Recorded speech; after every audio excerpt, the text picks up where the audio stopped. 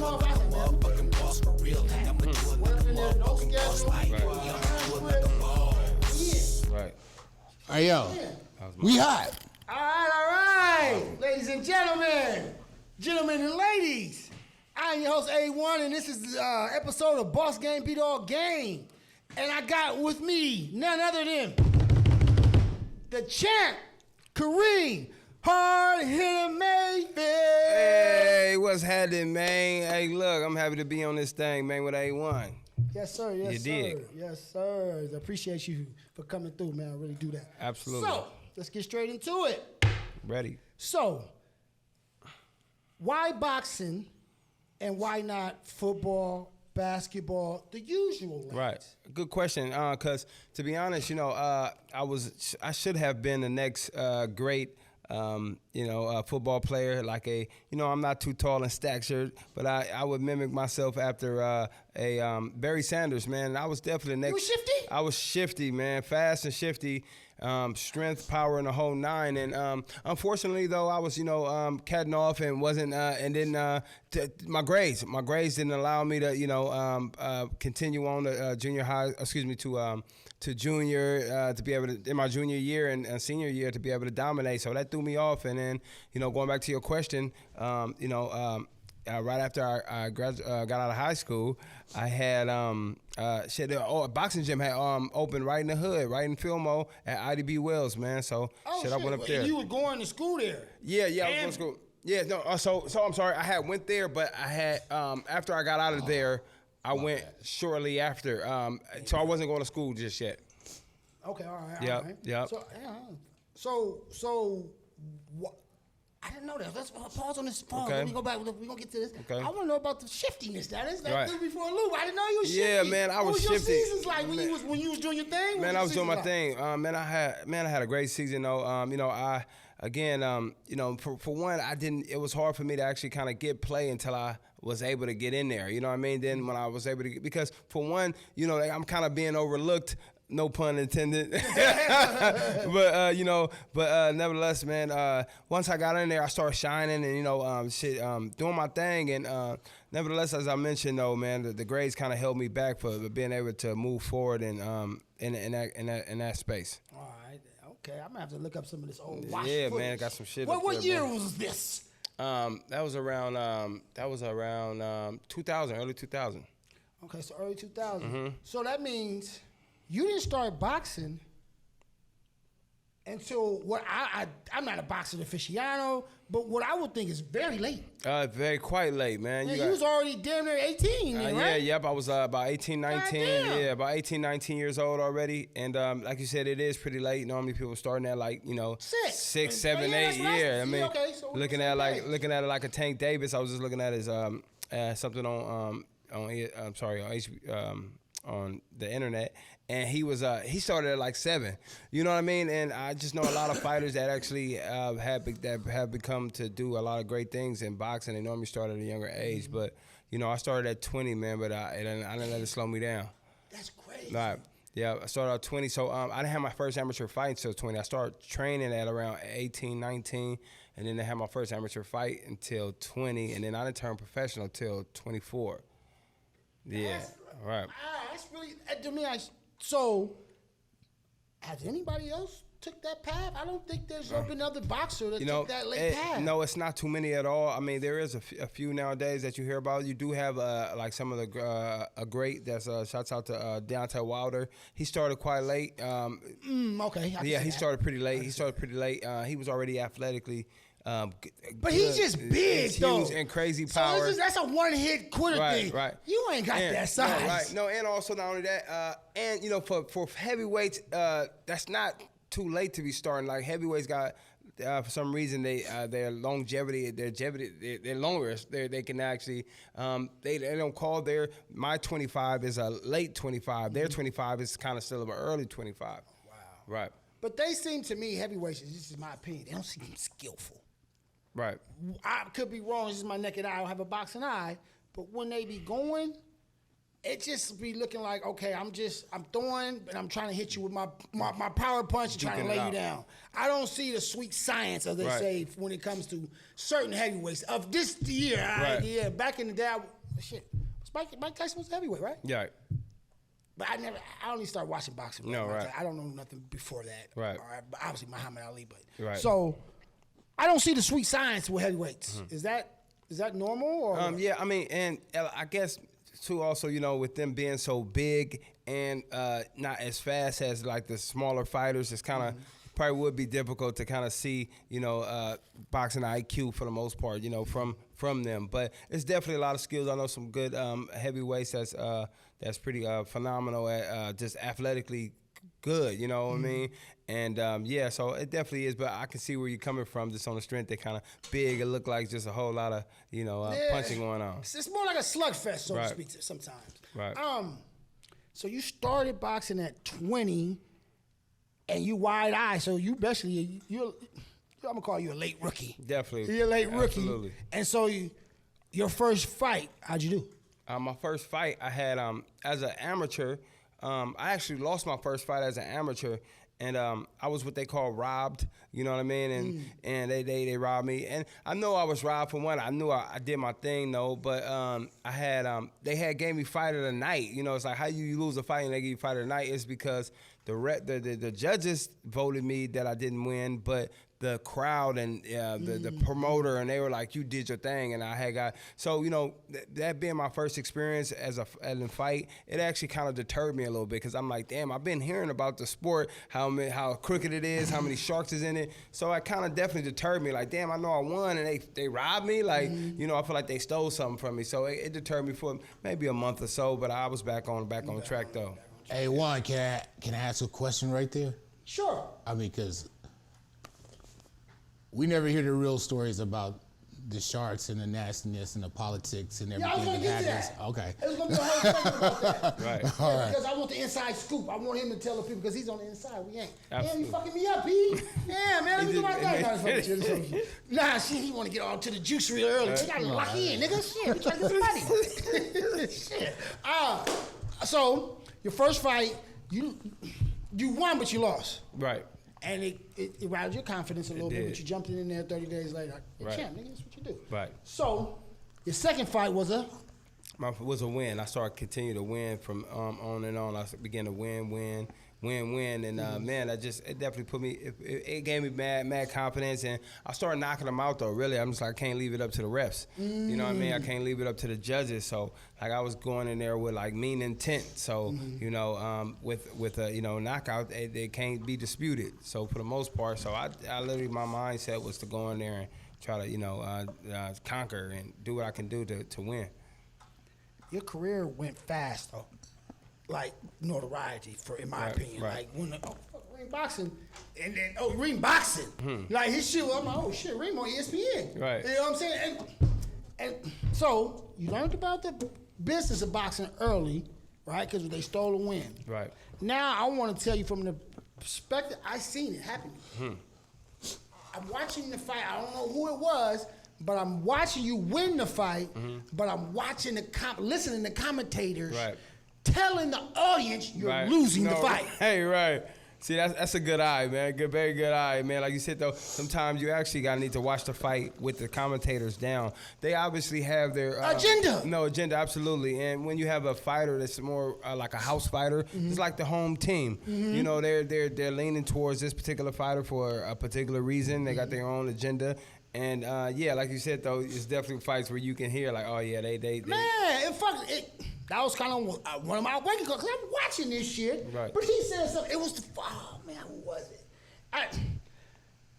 Teddy Alice. Teddy Alice. Teddy hater, yes. Fuck you, Teddy Alice. You can get Teddy. it. Fuck you. I ain't never said that on podcast, but I'm happy to say it now. Fuck you, Teddy. Fuck you, Teddy. Yeah, I watched the fight, absolutely. and you was trying to rob my man's other fight, and I seen this shit with my own eyes. Right. And so I'm like, look at this corrupt ass shit. Right. So now, talk about the sleaziness of boxing. As far as the promoter side, like the promoter being sleazy and the backdoor deals and the no health insurance for boxers. You own your own or you get in the box. No. If you don't rock with us, you ain't getting in. Right. So give it a game. Yeah, man, it's definitely a grimy, slimy sport for the most part. You know, you got, as you said, the promoters. For one, if you're not the promoter's fighter, you're not only fighting the opponent, you're fighting the judges and you're fighting the ref also. Mm-hmm. So you know they do some sly shit. For instance, you know it was fights where I was supposed to be fighting within an hour, and then they came. So which means I'm gonna start warming up within like 20, 30 minutes beforehand.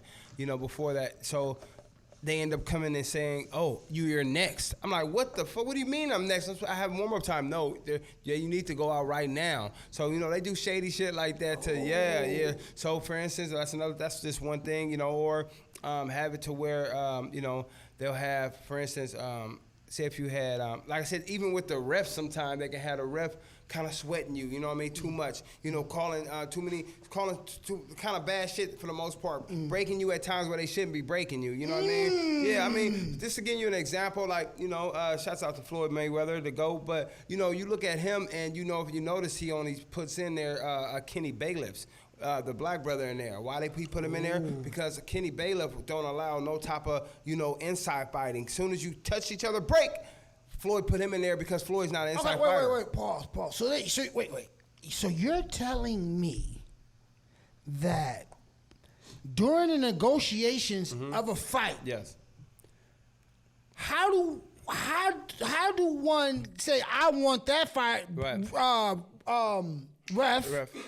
And the other guy just got to take it. Right. Well, somebody like Floyd Mayweather, you know, he calls all the shots. But in a case like mine, you know, depending on if I was going against the house fighter, the promoter's going to bring a ref and judges that's ideal, have the same ideas that he having, or ideally that's going to rock with him. And for instance, they get for instance, if I'm a runner, if I like to move around the ring, and I'm a main event, the promoter's going to make sure I get a small ring. So I'm not moving so much, you know, because you can have about 3 different size rings, and you can have a small one, and you can have a huge one. So a lot of times you'll see that in negotiation, like, why did he put a big ring? Because this guy's a mover. Or why did he pick a small ring? Because my guy's a hitter, so I don't want this guy running around the ring. So we need to catch him. So we're gonna put a small ring in there on his ass. Also, as far as the refs, like a smoker. He's a rep that allows the inside fighting. You know, if your guy's an inside fighter, I'm not going to use smoker. You know, I'm going to use a guy like a bailiff that's going to break as soon as he because he's good in inside. I'm going to use somebody as soon as they get close, break. You know, so that's now that's definitely advantage. That's right. That's definitely advantage. Blue. Absolutely. Easy. Yep. So yeah, but they never talk about that. No, they don't. So you know, you got all those type of things that's in it. Crazy. Yeah. So a lot of that goes on. What about the regulations? Like you said, okay. Why wouldn't maybe some people say, you know what? This size ring is for lightweights or heavyweights or featherweights. Right. This size ring is for so why wouldn't it be regulated, you think? Right. You know, it should be. You would think that it is, but for the most part, you know, it's just everyone's getting paid in some capacity. You know what I mean? It's not like they're doing it from volunteering. So everybody getting the bag. So they're gonna lean towards whoever paying them. Gotcha. You know, that's their livelihood for the most part. So they go do what comes natural with self-preservation and try to preserve a win for them. So isn't that a breach of contract if you're scheduled to go at 1 and they tell you got to go at 10 out the blue? Isn't that a breach of contract? Well, it is if it's if it's televised, because so televised they have to be straight on point with everything for the most part, unless you're a swing bout, and a swing bout means just in case this televised fight don't go 12 rounds, they only go 2 rounds. We need you to fill in because we still got, you know, camera time, but you may have our opportunity to shine on camera. But then you may, if you're a swing bout, but the swing bouts don't be cool because now you don't know when to warm up. You don't know how long you supposed to warm up for, and we may have to go right now. But as I mentioned that story earlier, it wasn't a swing bout, and they was able to kind of like get me to go out there unwarm. And as you know, like a car, an old school car or something, or just any car that it needs a warm up. You know what I mean? For it to be hitting on all cylinders. That's crazy. Yeah, man, it's part of the game. Oh, it's just so easy. Right. Like it's man, I'm glad we touched on that, man. That's just a spelling of the beast. But I don't know much about boxing, so I would like to know the weight divisions. And I don't know. Tell me what the weight divisions are. So yeah, you got it's, if I'm not mistaken, it's 8 weight divisions. You got like straw weight, which is like 110 pounds, 15 pounds, some little light guys. Then you up to straw weight, featherweight, then super featherweight. Then you got lightweight, then super lightweight. Then you got welterweight, super welter, and then you have middleweight. Then you have super middleweight. Then then you have what's super like okay. So 54 to like 60 around there, 54, 60. And keep in mind though, each 5 pounds, 5 to like 6, 7 pounds, there's a weight class. And so each 5 pound, people are like, why can't a 10-pounder fight? He's only 10 pounds heavier. But when you're at that elite level, every pound counts. Every pound matters. And I got an interesting story. I was able to actually witness that myself because I'm like, you know why? You know, because some big guys I was able to like to beat up, but I was able to get in there with an elite big guy. It was a different story. I'm like, the shit that I normally can do against these guys that's maybe not on my level, even if they're bigger, I can do it. But when they're elite at that level and that weight, I'm like, that's why it's a weight class for every 5 pounds. That's crazy that a 5 pound difference can make all the difference. No, absolutely. And keeping in mind though, also, you know, that a lot of fighters that come in, like, you know, I was just telling my young homie before the fight, a day before the fight, I was weighing maybe if I was fighting at 47, I weighed around probably about 159 so I was the night before the weigh-ins, I was about 10, 11 pounds heavy. So I would lose 10 pounds before the fight, every fight. And that's the majority of the time with all fighters. But then you keep in mind that, you know, you have these weight clauses that say, for instance, that if you weighed in at 140, say if you went up for 147, they don't want you to get no more than 120 pounds or some shit like that. So it's people that blow up with all this extra weight, you know, now they speed and then they got this extra strength and power. So a lot of times that's why they'll put weight clauses in the contract. Yeah, that makes a difference. Now you got me thinking. Like, so when you cut that weight, right?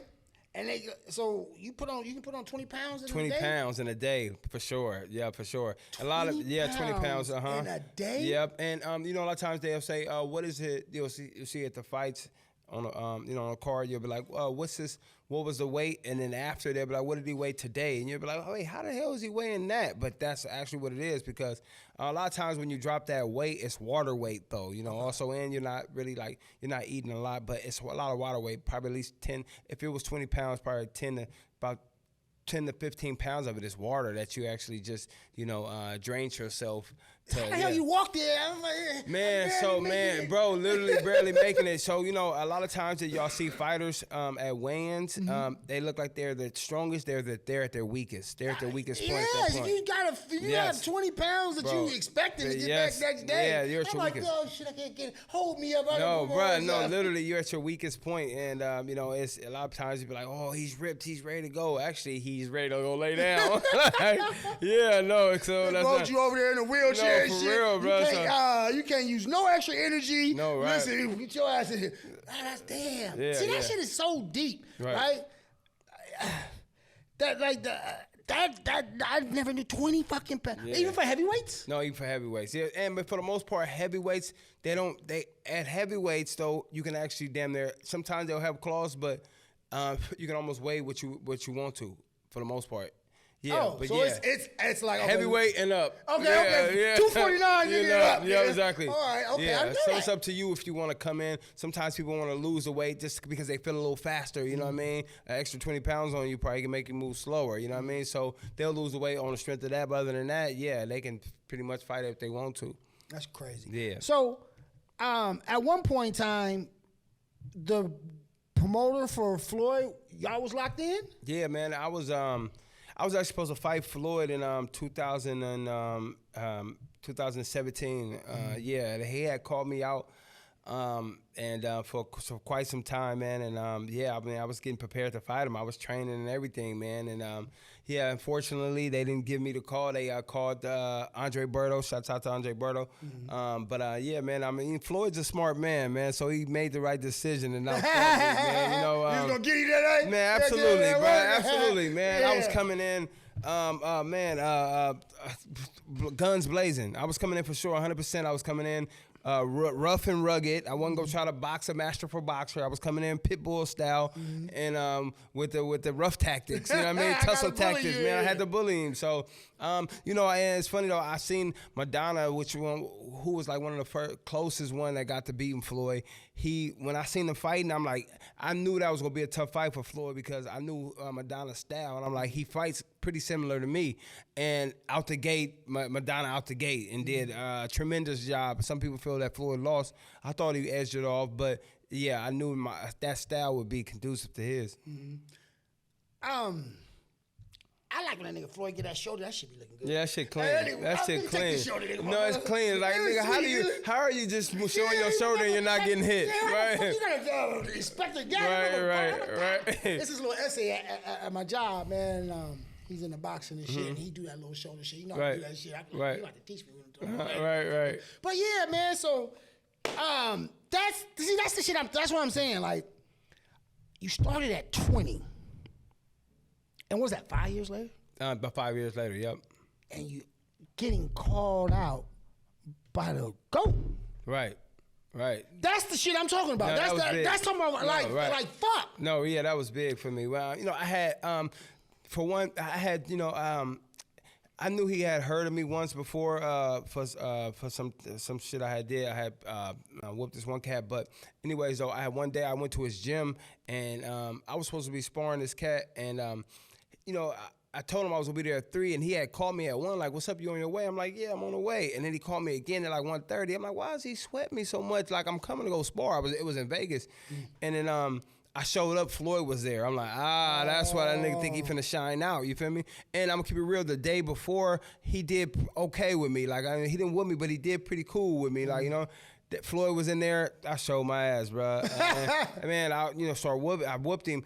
And nevertheless, though, Floyd, after, you know, I got at Floyd, I'm like, well, he was like, man, good work or whatever. I'm like, what's good, Floyd? I'm not signed. I'm unsigned, you know what I mean? He like, I got you, I'm gonna take care of you. And then I'm like, whatever, what that mean? I didn't want to keep sweating. I'm like, what's up? What does that mean? He was just like, I got you. So then literally like a week later, Karim Mayfield, Floyd Mayweather says he's going to fight either Andre Berto or Karim Mayfield. I'm like, oh shit. Okay, he was serious about taking me. No, but see, either way it go, right. That was some real shit. No, right. Because if I'm not going to fight you, I'm going to say your name. Right. So now your name, who the fuck is Karim Mayfield? No, absolutely. That was real no, shit. yeah, and he definitely made me a household name. You know, I definitely started my Instagram followers almost hit to about 100,000 wow.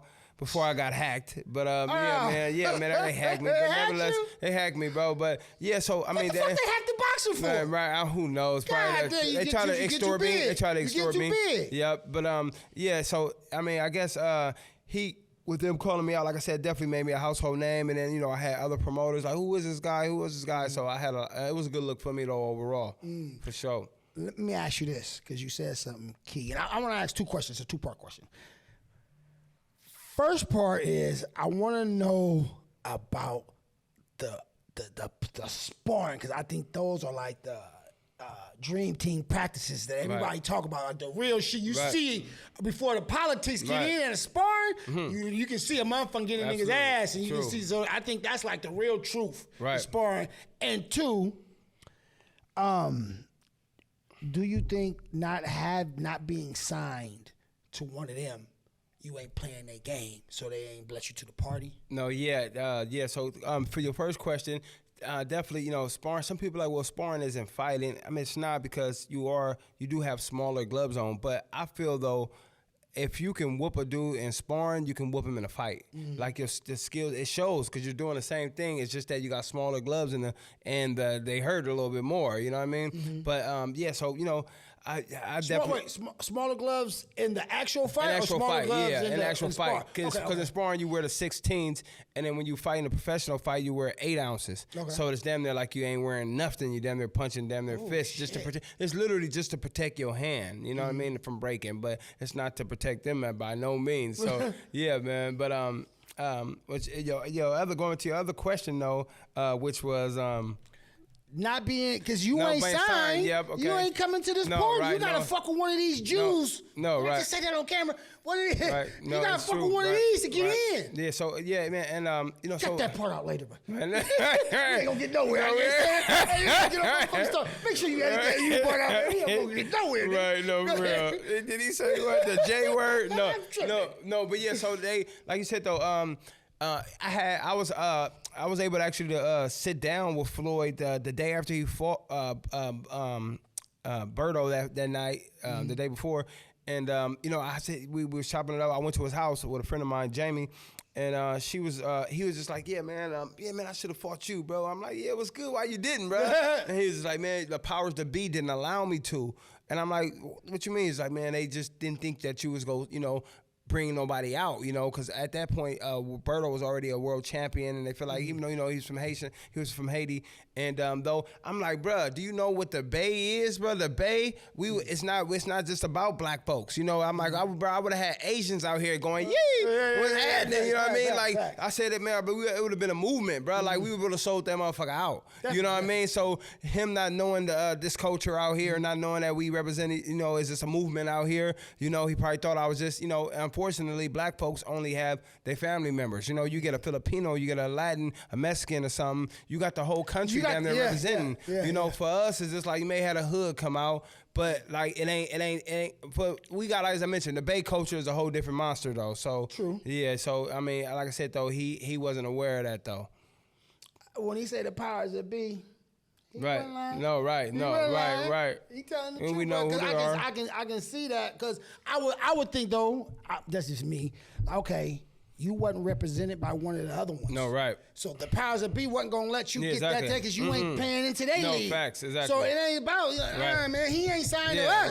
Right. Exactly. He don't get to try out. Right. No. Right. He don't get to get the NFL ball. Exactly. Who is this? Who you mean? We don't do that. Right. You gotta play by the rules. You gonna get your knees cut off, Floyd. Don't play around, man. You know what's going on. No, absolutely. That's Jerry Tarkanian. Right. You know what's going on. Right. You know about Jerry Tarkanian in basketball in Vegas when he was about to go off to the Lakers and the mob pulled up. So, nah, you got too much revenue over here in Las Vegas that we got popping. You ain't going nowhere. You ain't going to the Lakers. Ooh. And the guy that was speaking for Jerry Tarkanian at the time was his man's. Ended up in the trunk. Oh, well, yeah, they ain't Ended up in the trunk. Right. So yeah, right. It's still Vegas. Powers of big is real. It's still Vegas. No, absolutely. Ended up in the trunk. Bottom dollar. So how I know how, but I want to know how did you go from boxing to transition to cannabis? Oh man. Well, so after my boxing career though, I was still trying to find a place, and I hadn't had a job, and I can't even remember the last time I had a job. It was like summer jobs, OG summer jobs when we was younger. Yeah. But so before then I had actually pivoted into promoting. So I was able to promote 4 fights on my own in the city. On your own card, right? Yeah, I went to the fight. I was there. On the hard hitter promotions. Yeah, I was there. I was dope. That was a shrewd move. No, right. So that was smooth. So I did that. It was good shows, but between you and I in the world now, them motherfuckers didn't make no money. You feel me? Like when you can't get the alcohol, you can't get $1 on a cup of alcohol. You can't. It's because you got to spend so much money. You can't make any. And unless you get money on alcohol, you can't make a dime on the fighters or anything like that. So unless you got, sponsors that's pushing you. But what was that? You had asked me, I'm sorry, you asked me another question before. Oh, see, that's these white runs that come from Authentic 415. Oh, okay, I got you. There you go. So back to the question. Back to the question. There you go. So so my transition was so I actually ended up meeting at the fight, at one of my fights, though, I had met a cat, and he was like, hey, I think that you may be qualified he may be qualified for this little program, and he had left me his number. I want you to talk to one of my business partners. So I actually forgot that we talked that night or whatever. But my friend of mine, Joey Hunt, was like, "Hey, Reem, look at this program that they opened in San Francisco. It's called the Equity Program, and they opened this portal in San Francisco for basically for you to if you fail under this this criteria of equity, you would they give you eligibility to become an equity candidate to a verifiee, which allowed me basically it gave me a permit before. Any of these big corporations come in, like buy up all the permits and secure all the permits. So to qualify for that, though, you had to have been brought up or raised. Came up in an area that was affected on the war on drugs, which is Filmo. You had to went to school for 6 years in San Francisco, which is like middle school to high school, elementary, grade school. and then and also you had to have either a felony or a misdemeanor or cannabis on your shit. See, I remember that, and this is the only time. I was like, I regret not ever catching the case. No, that's crazy. No, because listen. So I had everything. I went to the Office of Pupil to get that. I went and got my papers from my mom to show that where we lived there. And then I'm like, I had to go to 850, which is the jail place down here in San Francisco. And I'm like going down there. I never would have thought that I would have been like hoping that I had a misdemeanor. And I went to get my records and I'm like, please, please, please. Oh yes, I got rapped. Yes, I remember they rapped me. I'm like, I didn't remember that. I'm like, damn, they did rap me almost damn near like 15, 16 years ago. So who would ever thought that, this would have was able to get me actually a permit. I remember that program, right? I was a hella mad. I'm like, damn. I don't qualify. Right. I ain't got no case. Man. So getting that. So anyways, going back to my boy Joey. He was just like, man, if you qualify, man, I'm looking to open up a cannabis lounge, man, so you and I can partner up or whatever. So I'm like, okay, cool. So looking into as the months passing or whatever, he qualified himself. He's a white dude, but he grew up in Filmo. He went to Wash. You know what I mean? So that's your man. Yes, my man. Okay, yeah. okay. So a white dude though, but he a cool cat, and he was just like So anyways, though, in between that time, though, I ended up hitting that dude up like, yo, what's good? My bad, I didn't hit you back. He was like, yo, he like, do you know about the Equity Program? I'm like, yeah, my boy already made me privy to it. And he was like, okay. I'm like, do you qualify? He like, oh, well, I want to introduce you to my partners, which was Stizzy, Shrine Group. So, man, they so by that time I had already at least 5 different offers of people that wanted to team up with me. Because keep in mind, they had to, for a big corporation to come in here, they had to partner up with Equity. Oh, that was a dope program. That was dope. Oh, that's show now. You gotta come see the people. Yeah, you guys first. Yeah. So they I vetted a few of the investors, and they offered me a deal I couldn't refuse. So I'm like, okay, this is sweet. So, but now I had to get at my boy Joey. I'm like, damn, I'm finna tell he the one that told me about the program. I'm finna tell this nigga that I got a sweet deal. No, I know. So I know, right? So I was just like, I'm like, yo, Joey. I'm like, we gotta talk. He's like, yeah, we do gotta talk. Oh, like, hold on, Joey. I'm still a boxer. Don't get knocked out. No. Get these paws put on you. Look, and Joey got hands too, though. I gotta keep it real. Oh, he's boxing? No, but he got hands though. Okay. Yeah, he owned the boxing gym though. Yeah. He got street hands. Yeah, he got street hands. He got street hands. He got some good hands. But so he was getting at me to tell me that he qualified for Equity and he didn't need me. So it worked out. I'm like, yeah. He was about to cut you loose. He was about to cut him loose. So, right. So we shook hands and hugged, man. We both went. Take the picture, nigga. There you go. Right. So, that was sweet. No, it is. So, shouts out to Union Station, man. He right there on 2075 Mission Street. But nevertheless, he been open for like a couple of years. I have also. But yeah, man, it was definitely a long process, though. It took 5 years to open, man. It was, it took some time. Man, but that's a job well done, man. Shout out for Joey for even bringing, you know what I mean? No, yeah, pulling straight you up. in. Sometimes Absolutely. motherfuckers pull us in and right. It comes be a blow up. That's a fucking blow up right for there. Real. That's a good hit. And you just got me these white runts from Authentic 415. Tell them the address, please. Yeah, man. The address is 165 Mississippi Street in San Francisco, California, man, about a half a mile from the Chase Center. Yes, yes. Come in pot, get some of these right runs, some stizzies, some wax. I love me some good wax, some good shatter. Yes. So you partake in the shit that you promote. Well, actually, I would usually, I probably would, do a little sample. I kind of stay, taking a little, I'm on a hiatus from cannabis for a little bit though. I'm gonna take a little time off though, and kind of, gather my my thoughts together, man, and you know what I mean. All right.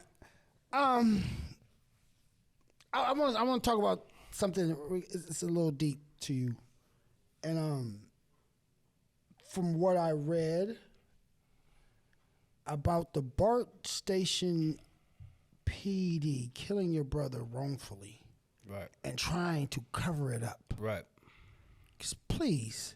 And if I'm not mistaken, you did your own investigation. Absolutely. You went and said, I'm not putting this in nobody. This isn't. Please explain that. Yeah, man. So my brother was murdered. Just spent almost 3-4 years now. It's crazy because it seems like yesterday. I've heard people say stuff like that. Like, it seems like yesterday. How could 4 years seem like yesterday? It does, But he was wrongfully killed by the bar police. He was with his fiance and his children, walking home from the bar, and apparently someone he got into it with some cat or what have you, right outside of the bar station. The dude had a gun, so my brother had some boxing skills. He knew some karate too.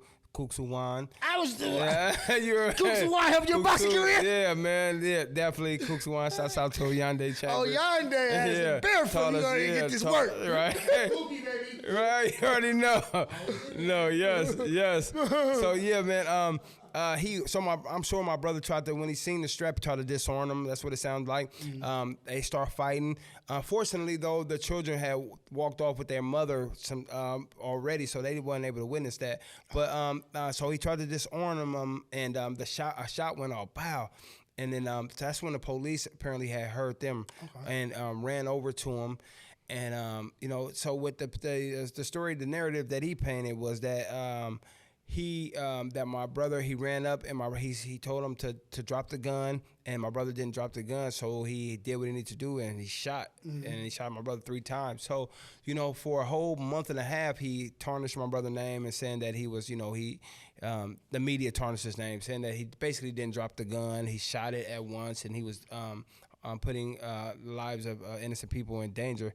So not until about a month and a half were we able to go witness the video that they had showed. And of course they made us leave our phones out and whatever. And once we sat down, obviously somebody brought their phone in that thing. We sat down and watched the video. It was a total lie. We seen that the officer did, because his body cam was on the same for the whole time. He did run over. He did hear a shot. He ran over to across the street, and he seen my brother and a guy wrestling, and he didn't yell, "Put your hands up," or anything. He did say like the police once or something, but literally within like 3 seconds, he shot my brother 3 times in the back. Because my brother was on top, and if there was a gun on the scene, but it was at least maybe 3 feet away from him, which says that he could have, fucking went and grabbed the gun. Like he said, he could have did anything besides shoot. So, anyways, though, he shot, and then you see my brother like point, like no, like telling him, nigga, you should have shot him, and then that was it. So once we seen that, we put that shit out to the media. We put it out, immediately that they fucking lied. My brother wasn't armed, didn't have a gun on him, and they, then they decided to put their video out and say, yeah, well, it was still a gun on the scene, X, Y, and Z, whatever. So, shit. I mean, to be honest, my mom, once, when she heard my brother had a gun, she was just like, like she was feeling like, what is an officer supposed to do if he had a gun and he didn't drop? But when we seen that, we was like, oh shit, they lied. Mm-hmm. So my mom, she put on her marching boots, man, and man, we just started, protesting and marching at the bar station for quite some time, man, over a year, 2 years, man. We were out there marching, man. We brought it to. So he was acquitted in the criminal court.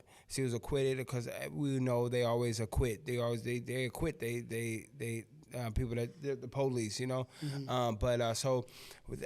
So he was found not guilty with that. So we decided to still take it civil court, and so for almost maybe 2 years, man, we had 3 cases, and 2 of them were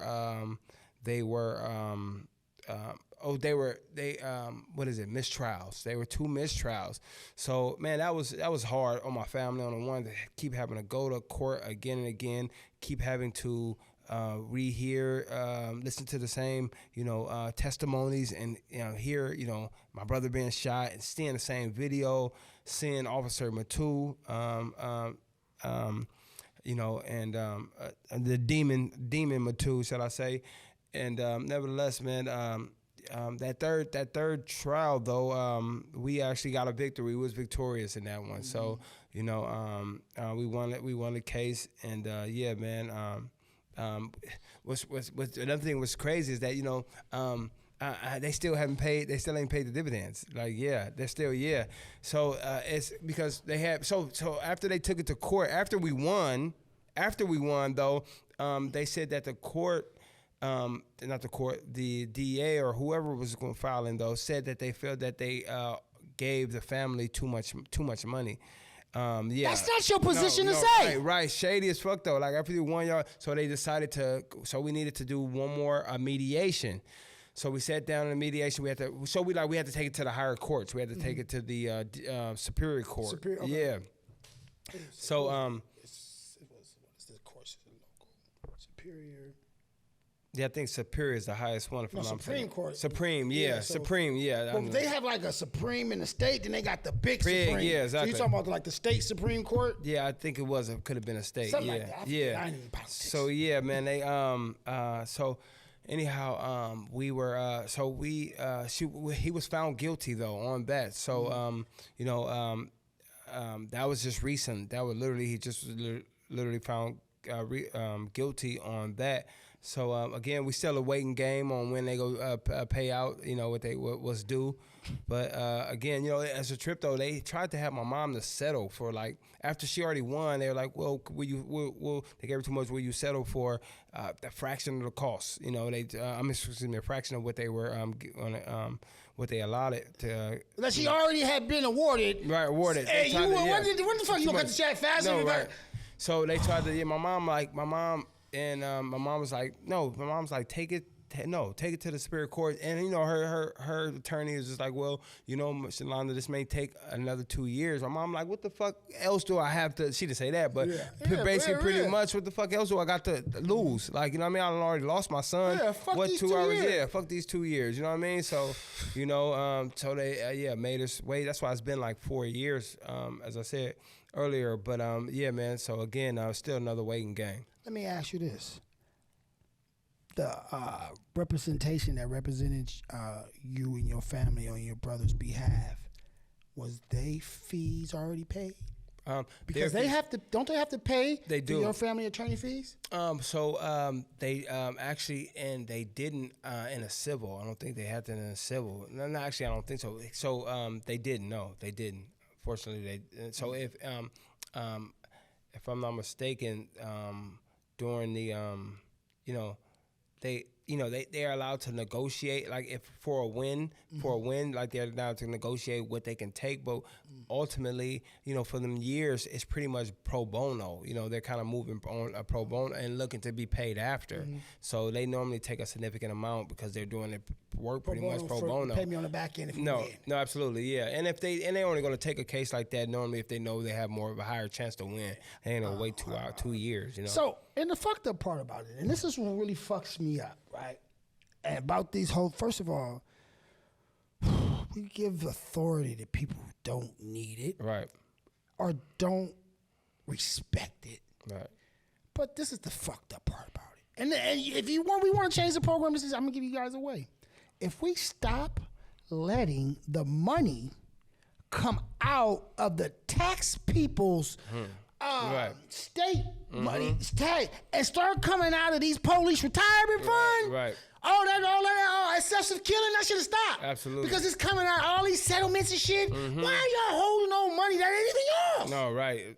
It's not y'all like y'all fucking retirement fund is paying for the settlement. Exactly. It's the fucking tax people paying. Right. You, myself, we're paying, fitting the bill, and y'all still dragging y'all feet and paying this family. Absolutely. Shady business. After y'all try to cover it up. It's to be a crime in that. What happened? Absolutely right.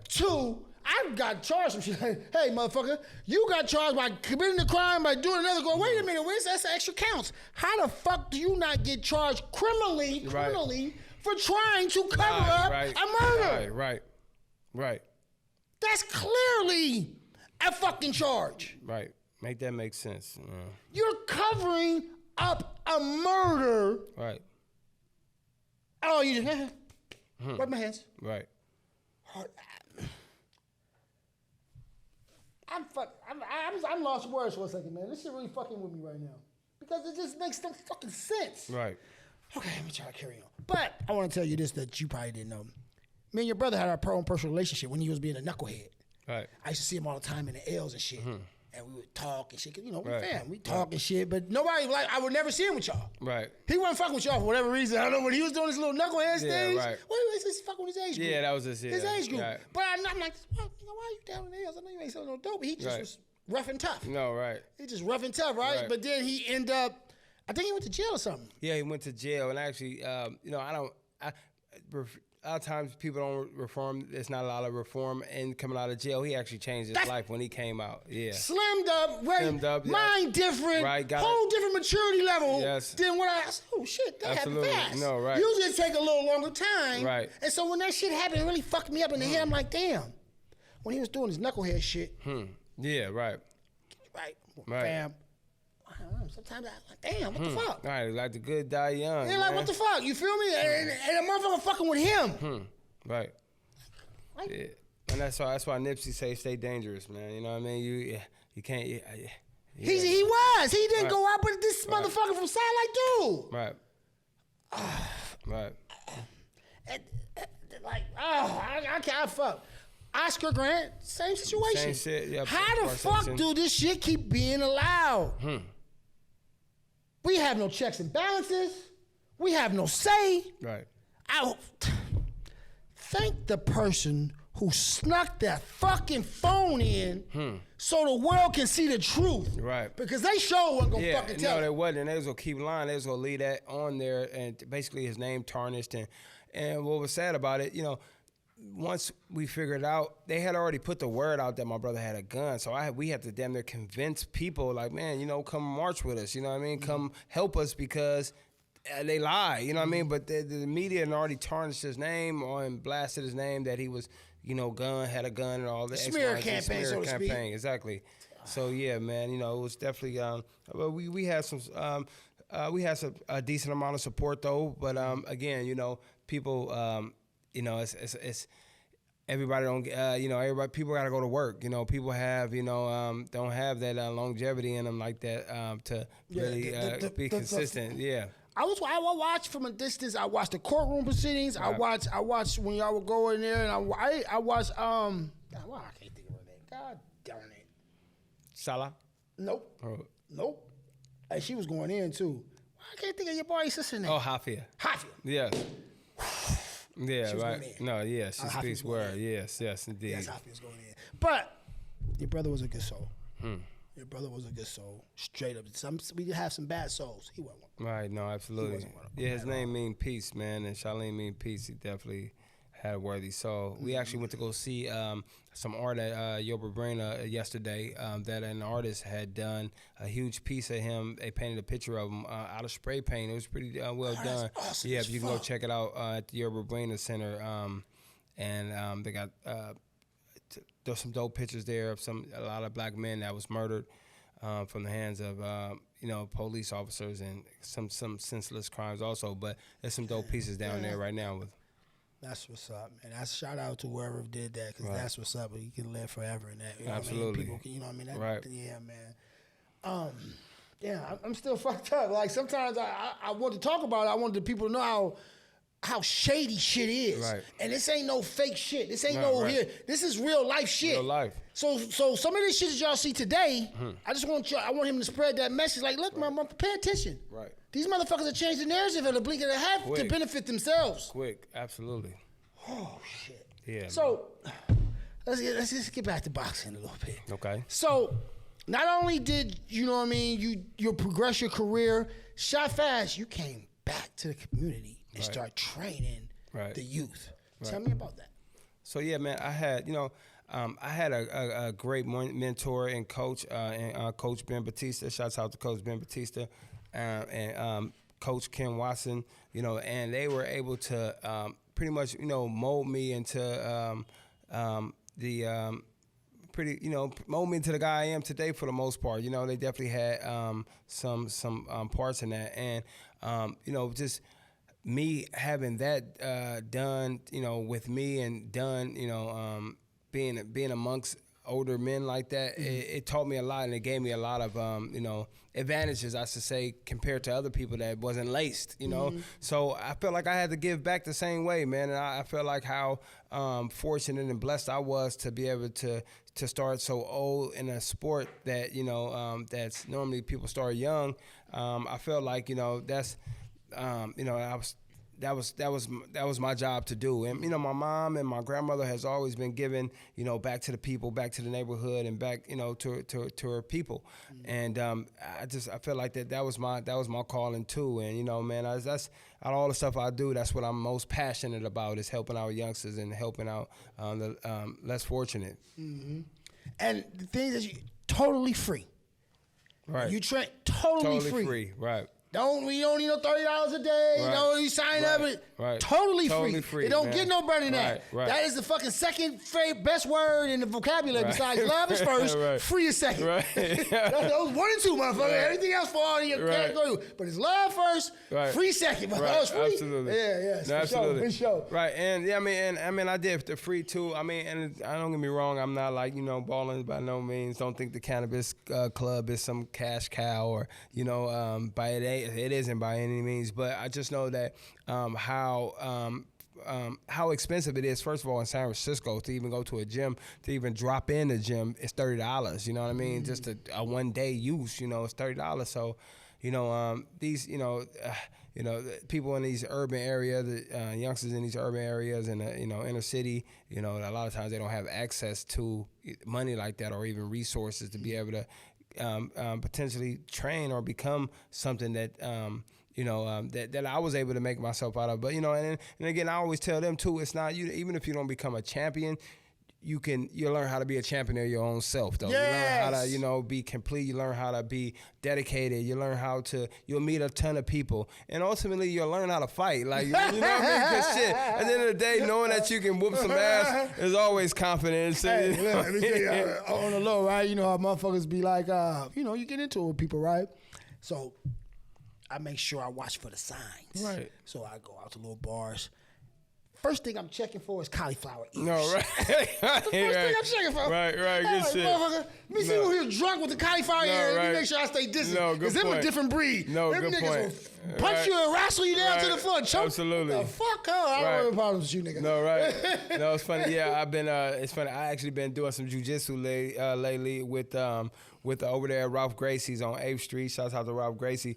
But everybody know about the Gracies. They're like legends. They're legends in the MMA world. But I've been training with some of them and actually training some of them to get their hand skills up. Okay. But it's funny though because like I can do my thing with them, but it's like as soon as we go to the ground, I'm humble. They humble me, bro. I'm like they be having me in pretzels, blood. It be funny to me though, cause I'm a pit bull. I'm a beast. Yeah. I come out the gate and they flip, click, click. I'm like.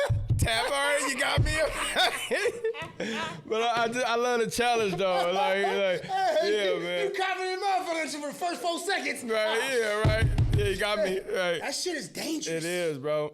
It is. It's like, I don't know what to look for an elbow, a kick, a knee, a flying knee. Like, motherfucker, you throwing too many money. I know fists, they come in 1, 2 ways. Yeah, 1, 2, left right. or right. Right, exactly. Fuck this shit. I Right. don't know what I'm about to get hit with. Yeah.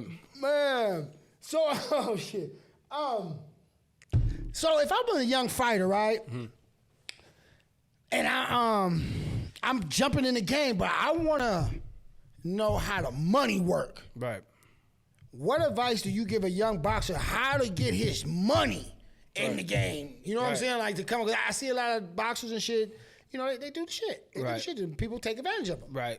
And so you have to go through your bumps and your bruises and bump your head and get ran and scam. Right. Like, so what advice would you give them? Yeah, absolutely. Well, first of all, just to let you know that there is no money in the sport for one until you get to that top level. Like, I just had someone get at me and they was like, "Oh, do you have any fighters that be looking to fight on this card?" And I'm like, "Yeah, I definitely potentially have some." And I'm like, "What you guys offering?" It was like $100 a round. I'm like, I'm not going to waste my time and ask my guys that $100 a round. So if they're fighting a 4-rounder, they're only going to get $400. Like, this sport is too brutal to be fighting for that little bit of change. And you know what I mean? It's just like, to be honest, I don't know. I just feel like sometimes these promoters are definitely cheap. You know what I mean? They definitely should be paying a higher price. But to go to your question, though, back to your question, that the way is to, for one, get your fights up, you got to get at least 15 professional fights for you to start seeing some decent paydays, And a way to get there is to, I had a hard road coming up because I didn't have no promoters or, I didn't have a long, extensive amateur career. So I had to take fights that was offered to me, basically like, here, you want to take this fight last minute? And I was fortunate enough to be able to take them and knock their ass out, though. So that gave me leverage because, I wasn't supposed to win this fight. And like, oh, who is this guy? So I was, before I was even like, before I was around 12-0, I had already fought like 7 undefeated guys. This is unheard of at a young prospect coming up, because they're obviously trying to protect your money, and they're only going to, ideally, if you had a promoter, he's going to put you in there with somebody that's 2 wins, 20 losses. Yeah, they're trying to make you look good. Absolutely. And it's a business. It's a business. And so, but as I mentioned, if you don't have this long extensive amateur career or, this major backing, it's a difficult road, And I mean, you got cats that, that you've heard people say Devin Haney, he had quite a few fights in Mexico, before he actually. I was going to ask. No, yeah, no. I was going to ask about the Mexico fights and shit. Okay. The unsanctioned and shit over there, back alley and shit. Yeah, so you know what's up then. You got an idea. So that's what it is, though, is that, so as you mentioned, it's unsanctioned. So it's not like, so over here in California, or any other states too, that California is the most difficult, though. They won't even allow, like, say if I wanted to fight somebody that was like 2 wins and 20 losses, they wouldn't. They were like, no, that's not good enough competition. Like they only want to match you with competition. Rightfully watching out for making sure people aren't injured or fucked up or too world class over the other opponent. But then again, you are looking to build fighters, though. So it's like it seems like they don't understand that. But you go to Mexico or something, interestingly enough, you don't get paid for that because you have to pay for that. Oh, shit. Yes, you have to pay for your opponent. See, so people are going to Mexico and paying money to get the fight. Why? Because I'm running my numbers up. I want to get to, okay, now I'm 10-0, now I'm 12-0. But shit, I might spend $2,000 on each fight, you feel me? So I may spend $2,000 on each fight and I'm not getting paid for it, but I'm looking to be later on, I'm looking to fucking potentially, have this big fight if I'm the truthful like I'm supposed to be. So then boom, I'm paying these, you feel me? I'm paying to go out there, paying to get the fight. So, and then by then your record on the show, of course, if you go and look, extensively, you'll see, okay, damn, all these fights in Mexico, but to the average AC 15-0. You know what I mean? To the promoter, to the fans, they see 15-0. Unless you study, it's like, okay. But, you got people like Devin Haney and people like kind of be talking down on him about it for the most part. Like, well, he got 17 of his fights in Mexico. But at the end of the day, he did what he needed to do, and he has all the belts now. So in hindsight, if he didn't, maybe he would potentially have a loss on his record if he didn't do that. You know what I mean? Or maybe could have, who knows, could have got messed up in one of the fights or who knows, it's a business again. And now, as you can see, he's doing his thing and still shining against the top fighters. Mm-hmm. The only disadvantage that sometimes that can have is because you're not facing tough competition. Mm-hmm. So it's like by the time you get in there with somebody tough, you get whitewashed because you only been going against, poop butts, exactly. But fortunately enough, he was in there getting great sparring, going against world-class guys. So, it worked out for him. So to each his own. So I didn't know they could tell you no. Like, goddamn, I can't have fun. No, yeah, bro. I know, bro. It's actually no, right. He say okay. Right. I say okay. Right. What the fuck are you? It's kind of facts. It's kind of I don't know. People don't like it though. They kind of a little bit too much. Why do we have to follow that shit? Why can't we just say fuck we going rogue? No, right? Because of the commission, they're tough. They own it like super tough. And like I said, at some point I can understand like if the dude has been knocked out, recently in recent fights. Of course, you don't want to match him up because he needs to take some time off, but. Then again, like I said, when you're building a fighter, you're giving them experience with different fighters, different styles, and some of these guys got losses though, but that don't mean that they're beasts. Then they're not good. They don't mean that don't mean that they're not tough. Should I say? Because you can get I've seen some people thinking that they get in there with some easy opponents and like literally get their ass handed to them because the opponent maybe was scrappy. He maybe didn't have that much boxing skills, but he could take a punch and he's scrapping, he's still coming. Oh, you wasn't in shape because you thought you was just fighting this bum. Yeah, got you. Yeah, you thinking you was fighting this bum. What they call bums? That's a bad saying, but they call the guys that were like bad records call them bums. But you thought you was fighting this bum, so you didn't prepare like you should have. Now the bum is digging, beat your ass. That's a ball lesson. No, right. So see that because that messy shit of boxing, all sports, right. like you gotta play their game right. in order to play. Like, damn, these motherfuckers got control of everything. Absolutely. I don't know who. Right. I don't know who. Right. Right. Right. But, all right, cool. So now we're gonna move in the direction of. I seen you in a club years ago, and you had a Jay Prince youngster with you. Right. Who was that? That was a Simone Kearney. Oh. Yeah, Simone Kearney. Yep. Yeah. Phenomenal fighter, and man, he, to be honest, he should be a world champion right now. But unfortunately, he had some spinal disease. And some rare spinal disease, and the doctor told him that he actually had never walk again.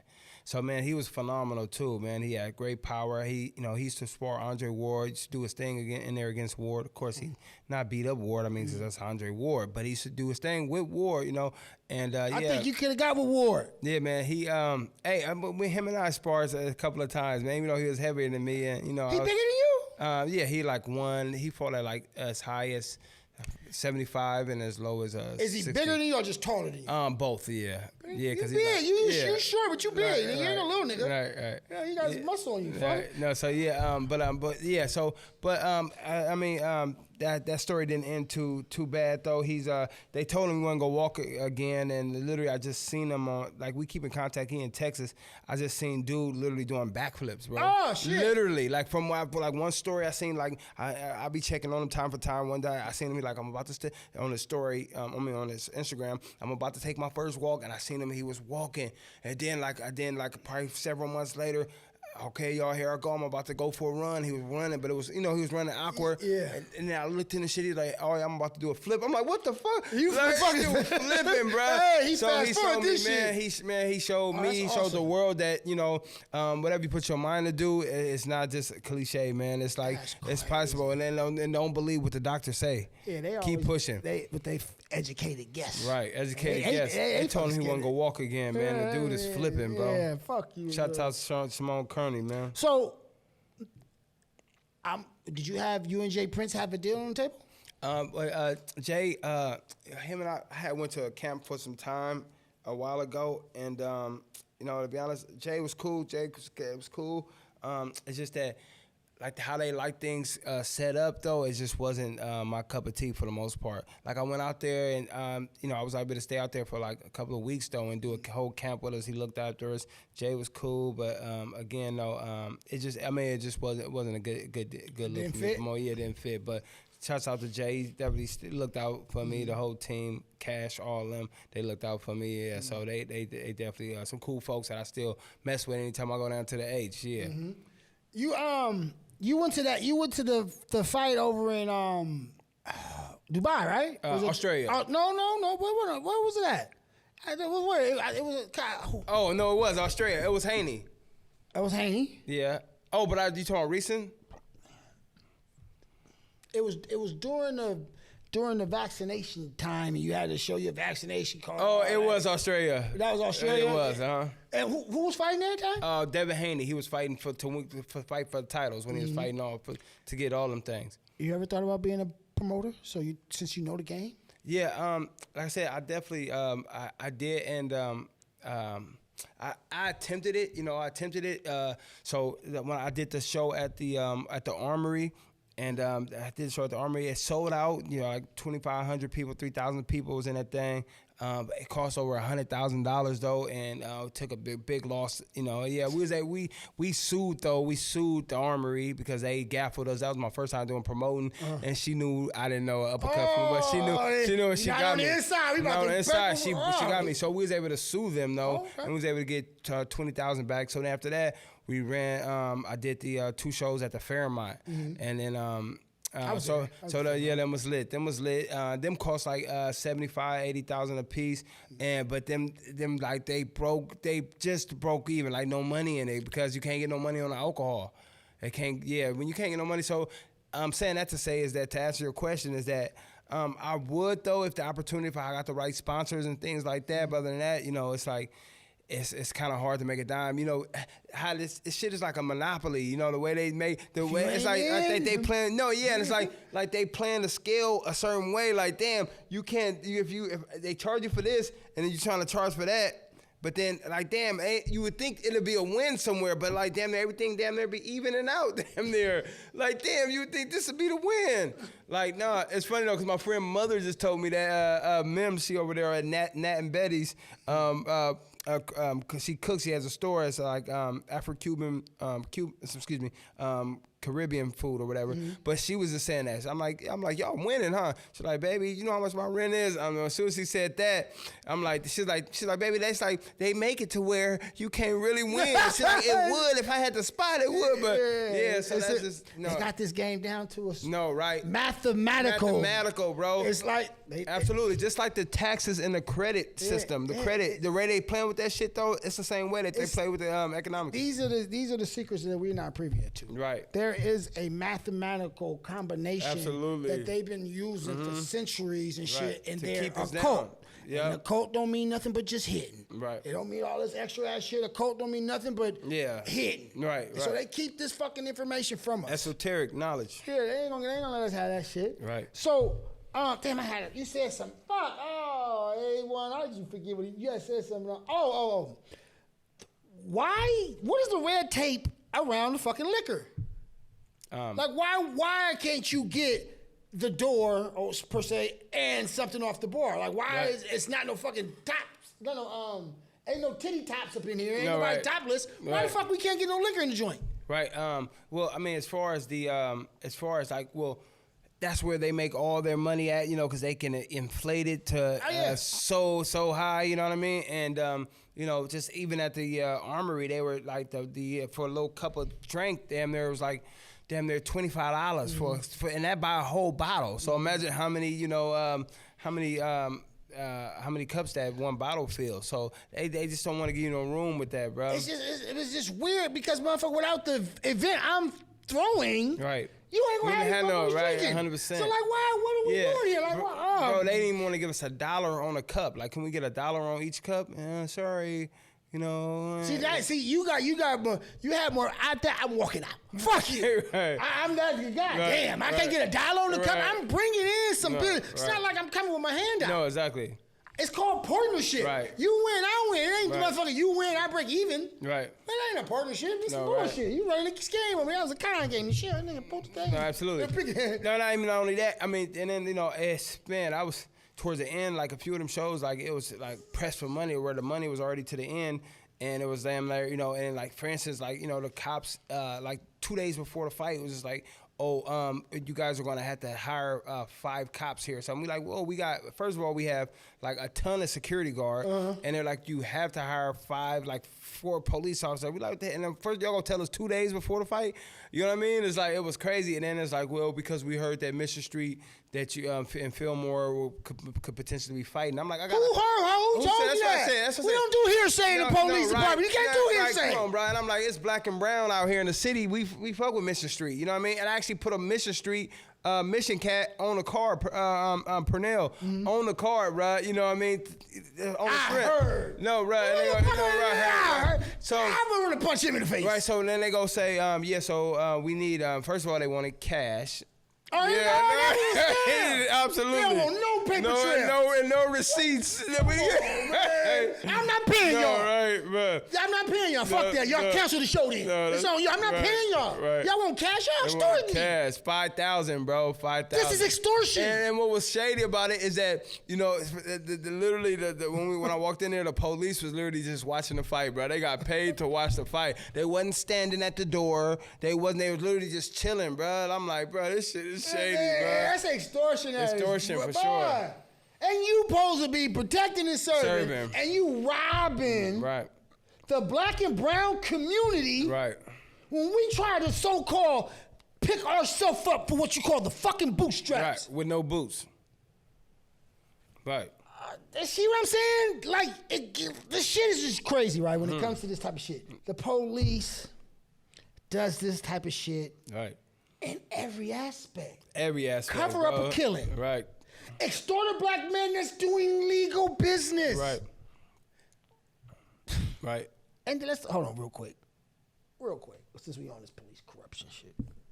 What are your feelings? Or have you heard about the San Jose? Oh wow. Police union president. If I'm mistaken. Police union president busted for trafficking fentanyl. Shady business, bro. For one, that hits home to me. You know, my this year, my niece had died of fentanyl. 16 years old. My sister Nalia's daughter. I didn't know that. Yep, she died of fentanyl. 16 years old, man. And you know, we thought we knew she was, and I thought we knew she was a good girl. You know, she just, you know, was with the wrong crowd. A bunch of, you know, she went to school. She went to like one of the schools with the white kids for the most part. You know, my sister thinking that she's doing the right thing, not put her in the hood school.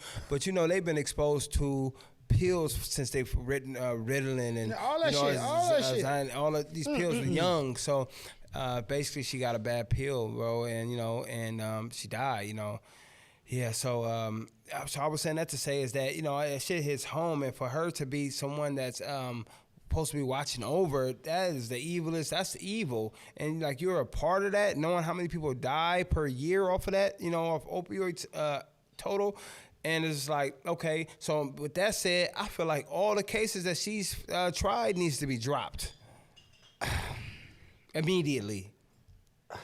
This is the shit that really irks my soul, man. Right. People are in position supposed to be protecting and serving, and you motherfuckers are the dealers. Right. This bitch was sending this shit to her house. So I don't know how long she was in business, but I just wanted to get your thoughts because this shit is ridiculous. So the times that we living in, man. It's said, I think, like 8 to 10 years. Cause you know, fentanyl, that's when it came into the game, really that long. It's been about that long. She damn near pioneered the shit. We having a fentanyl crisis in this country, and the same thing as a cocaine epidemic. These are the same people bringing it in. But the fentanyl shit is weird to me, but it's not weird to me because of it's completely synthetic. Right. So that means somebody's in the laboratory absolutely creating this shit. Right. And so it brings me back. I don't want to go on a rant, but we're going to go on a small little rant. It brings me back to why, you know, these foreign countries, along with oil, but don't think for one fucking second that oil is the fucking biggest market. It is never that. It's always been drugs. Right. It's always been drugs. So when they go in Afghanistan, they just ain't going for the oil, man. They went for the what? Right. Yeah. We can get these heroin. Right, heroin, yeah. So, they didn't just want it, they wanted to burn it. Right. So they burned the shit down. All along, knowing we about to get everybody hooked on these opioids and shit, because we got this synthetic shit that's all us. We ain't got to share this shit with no cartels. Right. We ain't got to share this shit with none of them. Right. They just going to be mules. Right. They ain't going to be the source. Right. Mule them. All our shit. So the government and the pharmacies all went along. Right. We're going to get them... We're going to get them all on these fucking Narcos and Vicodins and Percocets and all. We setting the play up. Right. And this is the results of the play. Right. And so if you go back to Obama's term in office and when he did what he did, and we went for these Bushes and they went for these weapons of mass destruction that they never found for Saddam. Right. This is the fruits of what they were doing. Absolutely. And I mean, and even with, I mean, just even, you know, going into the music industry, man, you know, Future just was out in the town, you know, yesterday night. But just, I mean, people like him, you know, that's feeding the youngsters Percocets. Molly, like, nigga, are you smoking? Are you taking those Percocets? No, you're lying, bro. You're not. If you are, you may be, but like, why you're pushing it? Sponsor. I call them. Those are the me over we guys. Right. And that's why we'll never win as because we got too many me over we's. Right. I'm gonna win, but the rest of my people will go to hell. Right.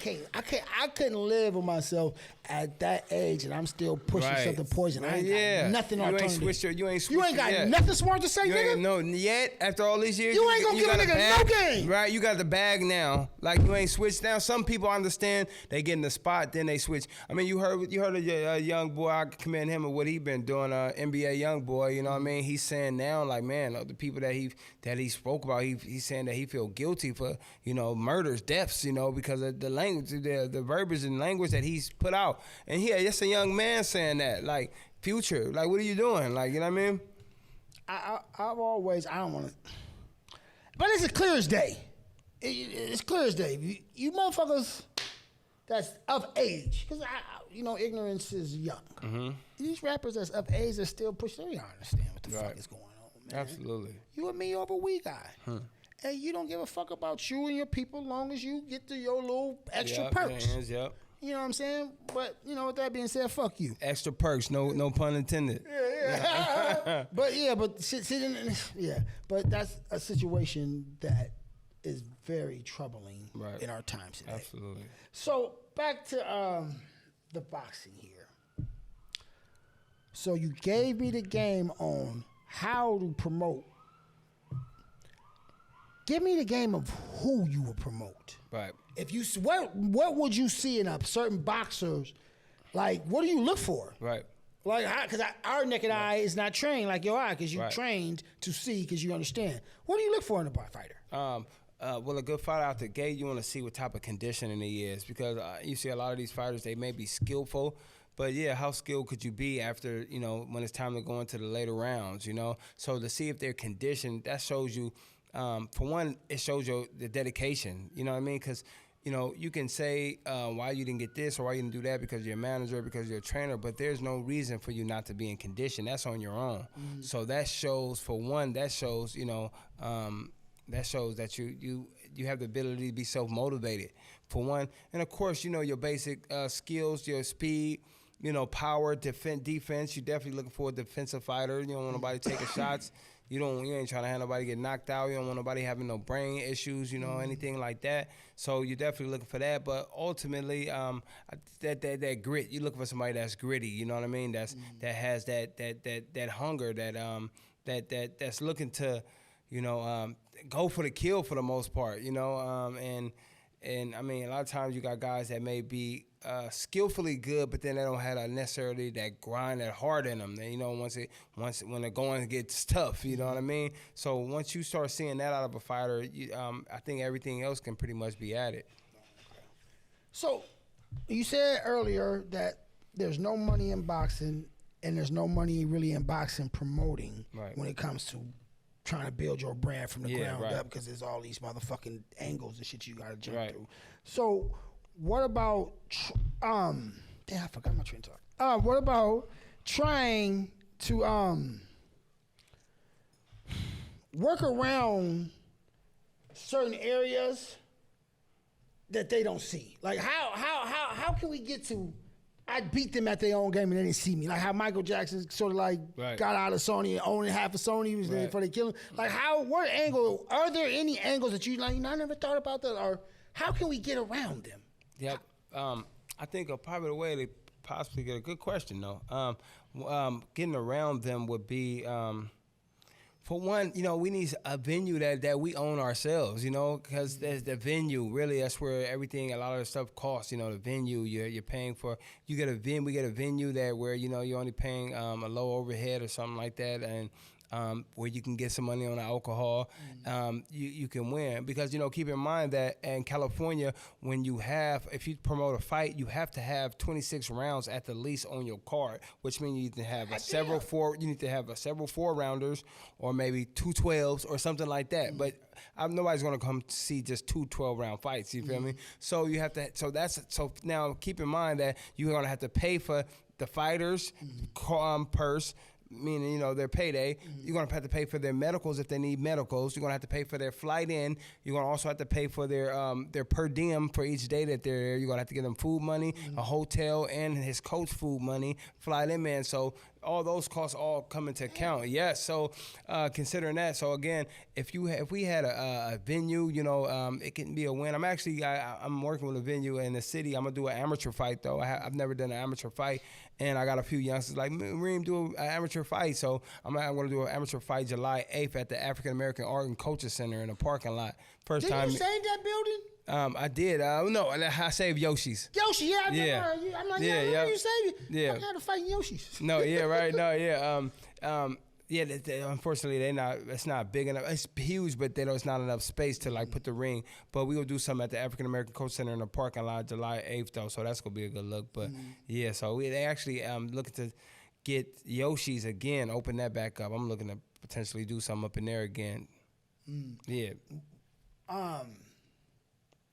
What about if you just took a ring, like rented a gym, like a basketball court, like a gym, like Potrero Hill, right? And put the ring in the middle of the gym. You know, it's funny. I actually had thought about that. The only thing I was considering, for one, the neighborhood, of course, but two, the parking. The parking is just. Well, I'm just not. But you're saying that in the example. Gym. No, but I did think of the Potrero Hill. I'm like, damn, it would be big doing something there. But yeah, it's feasible. It's just like and then also, you know, if you do get the gym though, you still have to have you would have to still rent out you have to borrow someone's liquor license basically, which is, I mean, it still can win with it though, but you still have to get them a pretty significant amount of money to be able to use a license to bring in like just a push-in bar for the most part.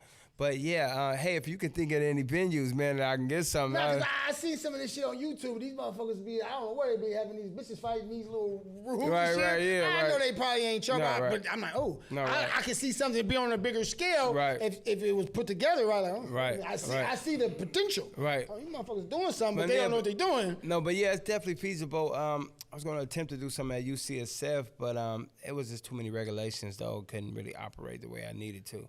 What about in other states? How is it? Is it because each state regulate different? No, yeah, that's definitely feasible in other states. Because for one, they're not gaffling like, you know, San Francisco, California. So it's definitely thing is though, you have to kind of, you know, get down there to lay the groundwork, see what fighters is hot. You have to, you know, kind of be in the mix in that state. You know what I mean? You have to, and then anytime that you're promoting the fight, you always want to get the locals to fight on it because it's their family that's going to, come spend the money to support. You know, unless it's a major headliner, which is normally difficult for someone to get that's not a major, corporation or a major network.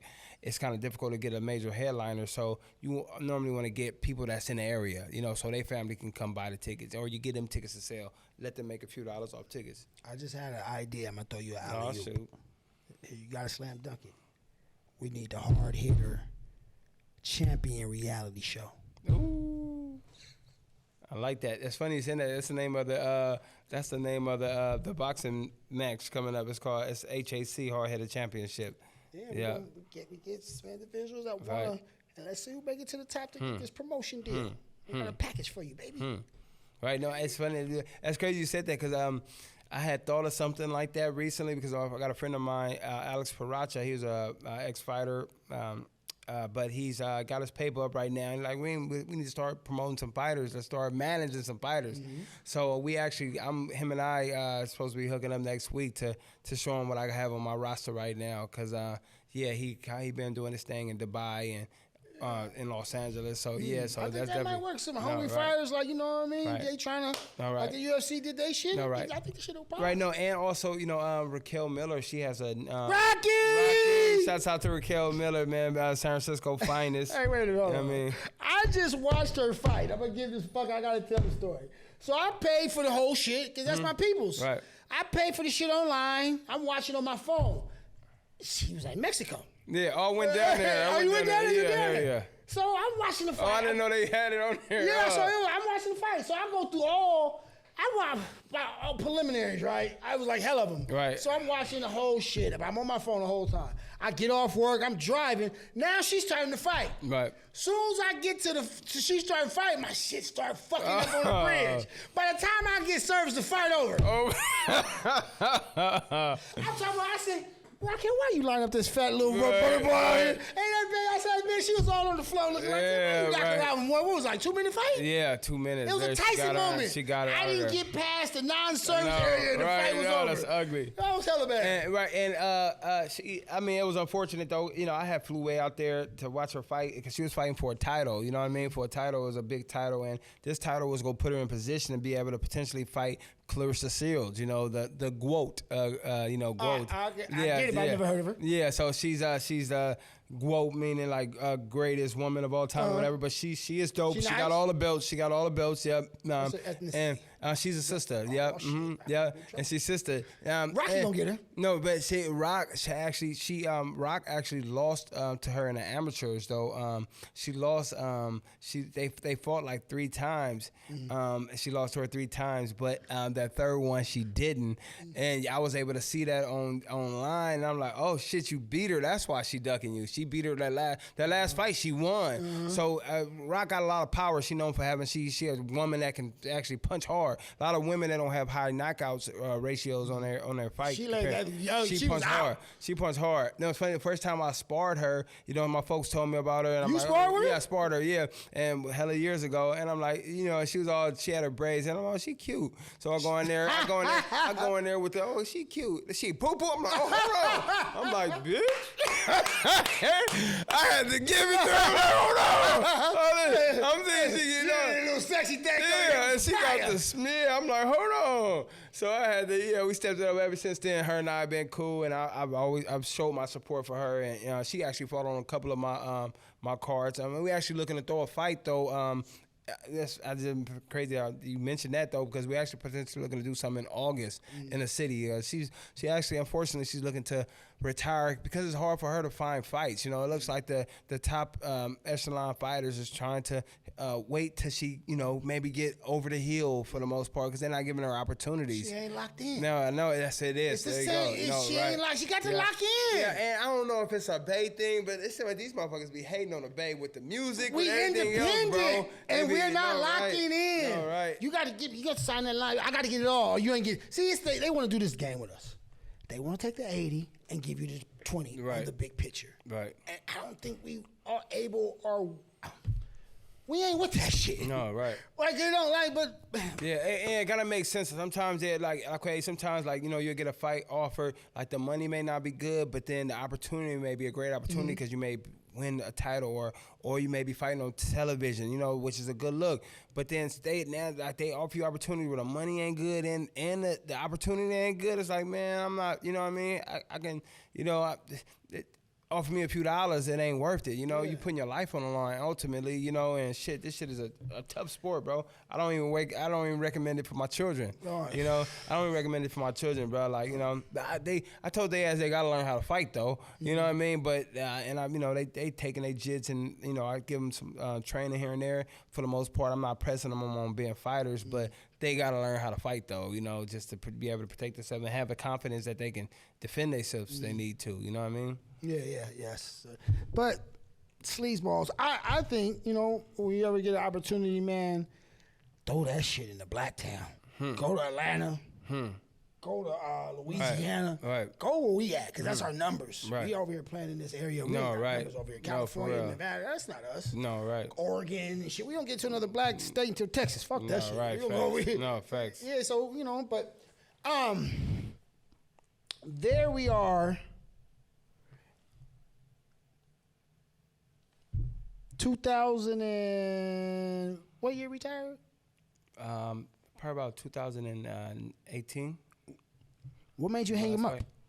Well, it wasn't a particular, like, you know, like I just said, where I'm done. You know, I had fought on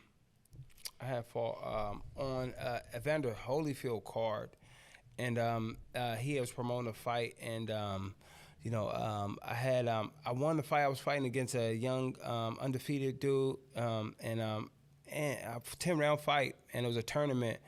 And I did extremely well, you know, and they didn't give me the decision, and that just kind of left a bad taste in my mouth. And after that, you know, I had a lot of people, you know, they think they won, but I had Evander Holyfield come up to me like, man, I apologize. He apologized to me like, man, I actually hired, we put five judges. Normally it's only 3, put 5 just so this can happen. And then like he showed me the scorecards. He was like, it was literally, they had me down a point. Like that, like they were talking to each other, like just make sure this guy don't win. I don't know. It was crazy, but he apologized like, man, I thought you won that fight. I still want to work with you and get you on another card or whatever. But by then I'm like, I'm cool. This shit, man, this shit, bro. Absolutely. I'm like, man. Like, yeah, so, you know, I mean, with him telling me he felt I won, it was cool, but it's just like I still didn't. I mean, I got the same amount of money, but just overall, you know, it just didn't leave a good imprint on my mind. So I'm like, man, this shit, you know, I need to start pivoting and seeing what I could do, though, and in the sport I have a lot of resources in, and let me see what I could do. So that's when I began to start promoting fights, though, yeah. Yeah. I think that's the same thing that knocked me out the rap game. I couldn't get in. Yeah, man, they ain't opening the doors, man. In your opinion, why has the game? Are you a boxing aficionado, historian? I am, yes, indeed. So obviously, you understand that back in the day, when you were a champ or you were a boxer, you were celebrated. Right. You were like, you know what I'm saying? You was that dude. Right. Why now do you think, in your opinion, like, boxers don't get no shine? No, right. Good question. I think that's for one, you know, because, you know, as a combat sport, several years back, it was only boxing. You know, you would hear the kickboxing, but they weren't televised. But then when you have mixed martial art that stepped on the scene, UFC that stepped on the scene, you know, that start, you know, bringing, first of all, people that just like fights. Not necessarily don't have to be boxing, that just like fighting. It just kind of brought a whole different audience and steered them away from boxing, you know, or not necessarily steered them away, but gave them another alternative to watch. So then, you know, and then also nowadays you got celebrity boxing, you got TikTok boxers. So it's just like, it's like everybody damn near fight. It's like so many fighters. It's like you're not kind of like, you know, special like that. Because I mean that was a good question, because when I had like my second amateur fight, my second amateur fight, like literally I was known in the city already, like from, you know, that's the fighter, he a young hitter, like because it wasn't no fighters, you know what I mean? It wasn't that many fighters back then. It wasn't that many fighters on fights on networks. It wasn't, UFC wasn't around then, you know? So I was, like I said, I definitely became popular like real fast from me being an amateur fighter. But again, just due to the sheer number of different type of, now they got backyard boxing. They got celebrity boxing. They have straight only fist boxing. Bare knuckle? Bare knuckle boxing. What the fuck are we on? Yeah. Come on. Right, no, bro. Bare knuckle fighting. They got bare knuckle fighting now. They got like now they doing some shit where it's like where you fight where it's like 2-on-2, 2 versus 2. They doing everything. Yeah, they doing everything. Yeah. I don't be knowing about none of this shit. No, right. So let me ask you this. Because I do know Versus, the channel, right. they pushing a line on shit, right? As far as like the celebrity boxing and all that shit, whatever. Like, is it called Zeus or Versus?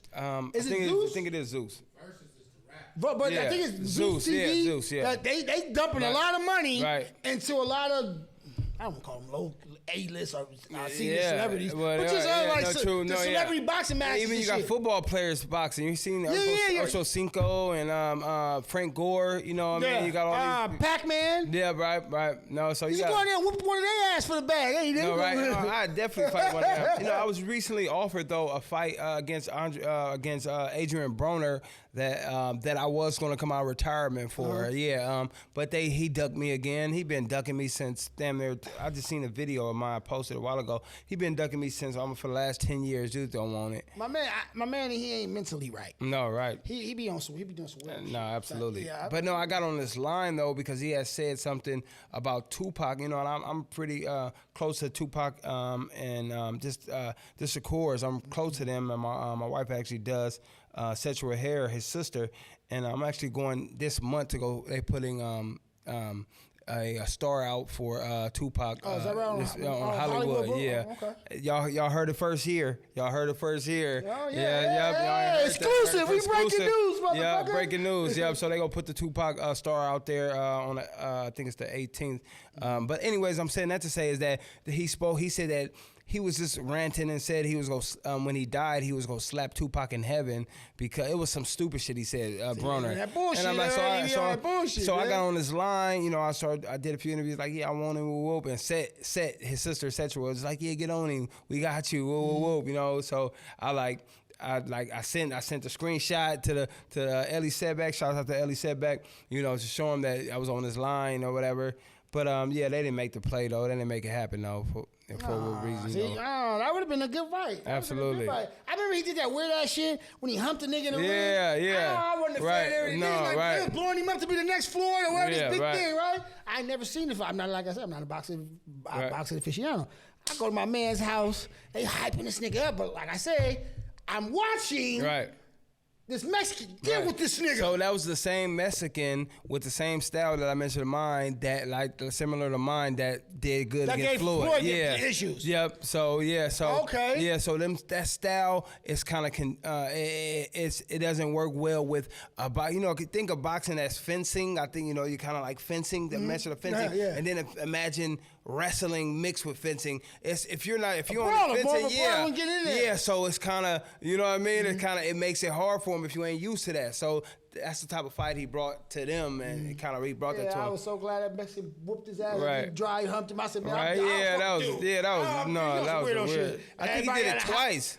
Man, listen, I was like, what the fuck? Right. This y'all called me over here to watch this nigga, man. Y'all do y'all background on this nigga before y'all be promoting these, pushing these niggas, man. You nigga dry hump another man. I don't know what kind of shit you on. And it felt like, what's this nigga on coke? Like, and he lost. And like that was the weirdest shit I've ever seen in a boxing match. Absolutely. Like wait a minute, I take that. In my opinion, without the ear biting, that's still fighting. No, right. Like nigga, you went sexual dry hump. Like nigga, Tyson kept it in the. I'm still in the fighting. All right. Yeah, motherfucker, I'm sick of you doing this head, but I'm about to bite your ass. Right. Yeah, but that shit was weird. So, what about the young fighters today, like the Shakur, the Crawford? Right. They have a certain style that's not your style. That would be called. Your style is called what? My style would more so like a bully style, bully, pit bull, rough tussle tactics, the whole nine. Yeah, my style, and they're more boxer, more boxing style. Though I can say, I feel like Terrence actually can do a bit of both. I like Terrence as a fighter for sure. I think he can do a bit of both. Shakur, he's another good fighter that you mentioned, but overall, they definitely like pretty much boxers. In my opinion, the boxing game went down because too many fucking belts. Nobody Right, can keep no, fucking right, track of all no, these fucking right, belts. right. Like I remember the WWE, they had fucking the champion, the Intercontinental, right? Gives 99,000 fucking belts. It is. Everybody's a champion. Who the fuck is losing? No, who is a real champ, right? Who the fuck is losing if everybody's a champ? Right. I'm talking everybody come out with a belt and shit, leave with a belt. How the Right. fuck y'all come with a belt and leave with a belt? Right. And you lost the fight, you leaving with a belt? Right. So I don't understand this shit. They make Right. it complicated Right. for the simple common man right. to follow who the fuck is the champ. Right. I don't need all these extra champs. Right. It's whatever way, look, just one champ. Right. I don't need this champ for a division over fucking right. shit. I want one No, champ. yeah, exactly. Yeah, they got. So how I think, and it fucks up us. Like, It does. The UFC do the same thing? I'm not a fan of UFC at all. No, they don't. They don't. They got one yeah, champ. one. Yep, one. Hey, that one brother, though, he be whooping ass. I be whooped over in the knee. He go on a cocaine binge and come back there 7 years banned. Come back there and whoop some ass again. Jones. Oh, Bones John. up. Yeah, Bone Jones. Man, Right. this nigga, Yeah, he a beast. he go on whatever, he suspended this nigga. Right. He come back in like he ain't left. No, right. Boop, boop, elbow. Right. Just. Yeah, But he it's ironic though. You know, his brothers shit play football and shit. Like I their know whole that. family, Oh, I you know know. that. Oh, shit. Their- Okay. I think his brother played for the Patriots. He got a Super Bowl ring. Who was the other brother play for? He ended up. They all got fucking. Oh, damn. They all been the champ in their That's sport. raw. That's raw. I wonder what the fucking battles at the house was like. No, right? Oh, hell yeah, These right. three fucking alphas in Right, there, like. right. But yeah, I think that fucks up boxing too. But I asked you about that because I want to know, like, they say it's a sweet science of boxing. So give me like a matchup problem besides like for your style. What's a matchup problem for you? Matchup problem would probably be for me is somebody that's obviously somebody that's like taller, way taller with range. You know that I mean, although my style, I was able to adapt my style because knowing that you know my capabilities to get in. But ideally, you know, a rangier fighter, you know, that moves good, that would try to. Anytime I came in close, that'll wrap me up. You know.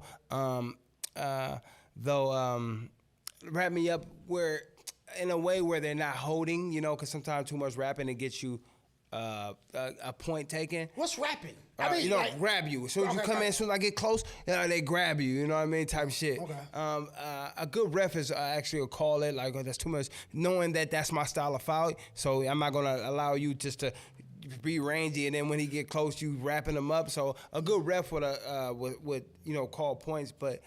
Depending on who's the promoter, you know, who put they in the sport. So yeah, but I say though, yeah, for the most part though, yeah, just I mean, anybody with power is pretty, you know, it makes a person more hesitant though. Sometimes, of course, you're not gonna take certain risks that you're gonna take with another fighter that you may, you know, kind of go in with not necessarily reckless abandonment, but you know, not worried about it for the most part. So yeah, but. I've been in there with the likes of, man, some of the greatest though, you know, and I've actually been able to either shine out or hold my own, you know what I mean? And like I feel like for one, I've never been beat up, battered or bruised, you know, even in a couple of losses that I have, you would look at the fight like, oh, this shit could have went the other way. Like I've never been beat up, never been dropped, no busted noses or nothing. I did have my eye was cut when I won a title. From a headbutt, but other than that, though, yeah, I've been pretty. I was able to come out pretty much unscathed, and my brain is functioning well, and you know, it's just you know, this is a tough sport. You know, I was just telling a friend of mine that you know, I've seen just a few guys that maybe I had lost to in the amateurs. Just you never know how life is going to turn out, and. You know, maybe they didn't go so far though. Even though I went farther than them, I could have lost to them in the amateurs, but I did way better than them in the pros. And I know some fighters that lost their eye. You know, that got the retina detached. You know, like 2 fighters that's retina detached. I know one fighter I know a fighter that's just like. His motor skills aren't all the way there, you know. It's like, you know, kind of punch drunk, kind of, you know, talking like, you know what I'm saying, you know, they kind of talk like that a little bit, you know what I'm saying, yeah. I'm saying. And there's no fucking insurance. No insurance, no pension, no insurance. Damn. It's a shady sport, it's a hard sport, It's bro. a gladiator sport. It's a gladiator sport, bro. It's like, man, and it's not even, yeah, man, so. Damn. Yeah, but you got people that like the likes of, you know, Jake Paul and them that's kind of actually making doing their thing out in the sport just to actually get fighters better paydays, which is, you know, a lot of people kind of be hating on them because they didn't come up as regular fighters. But shit, I commend them for what they doing. You know what I mean? Yeah, and I said, like, they looking out for fighters. They pay them real paydays. You know what I mean? Like, they ain't trying to gaffle them. They give them good looks. So they're setting the precedent for other promoters for the most part, because they got these 2 white dudes that's paying fighters good, and now it's like, yo, I'll fight on their card. I don't need to fight on your card. You know what I mean? So it's making them have to step their shit up. Do they fight on Zeus? I'm not sure if they fight on Zeus, but yeah, you know Jake Paul, the brothers. It's Jake Paul and Logan Paul. Logan Paul, and they both boxers. They both. Yeah, they were actually originally wrestlers, but they transitioned to boxing. But I must say, seems for real, the powers be sure let them slide. No, right? Absolutely. Sure let them. Hey man, they got the complexion connection. Yeah, for the collection. Right, for the collection. Don't forget about the collection. But okay, so I'd like to ask you. I'm gonna give you mine first, but you can't pick one fight of your own because you might pick my own fucking fight. The best fight I've ever seen, far as these motherfuckers was going at it, was Marvin Hagler and Tommy the Hitman Hearns.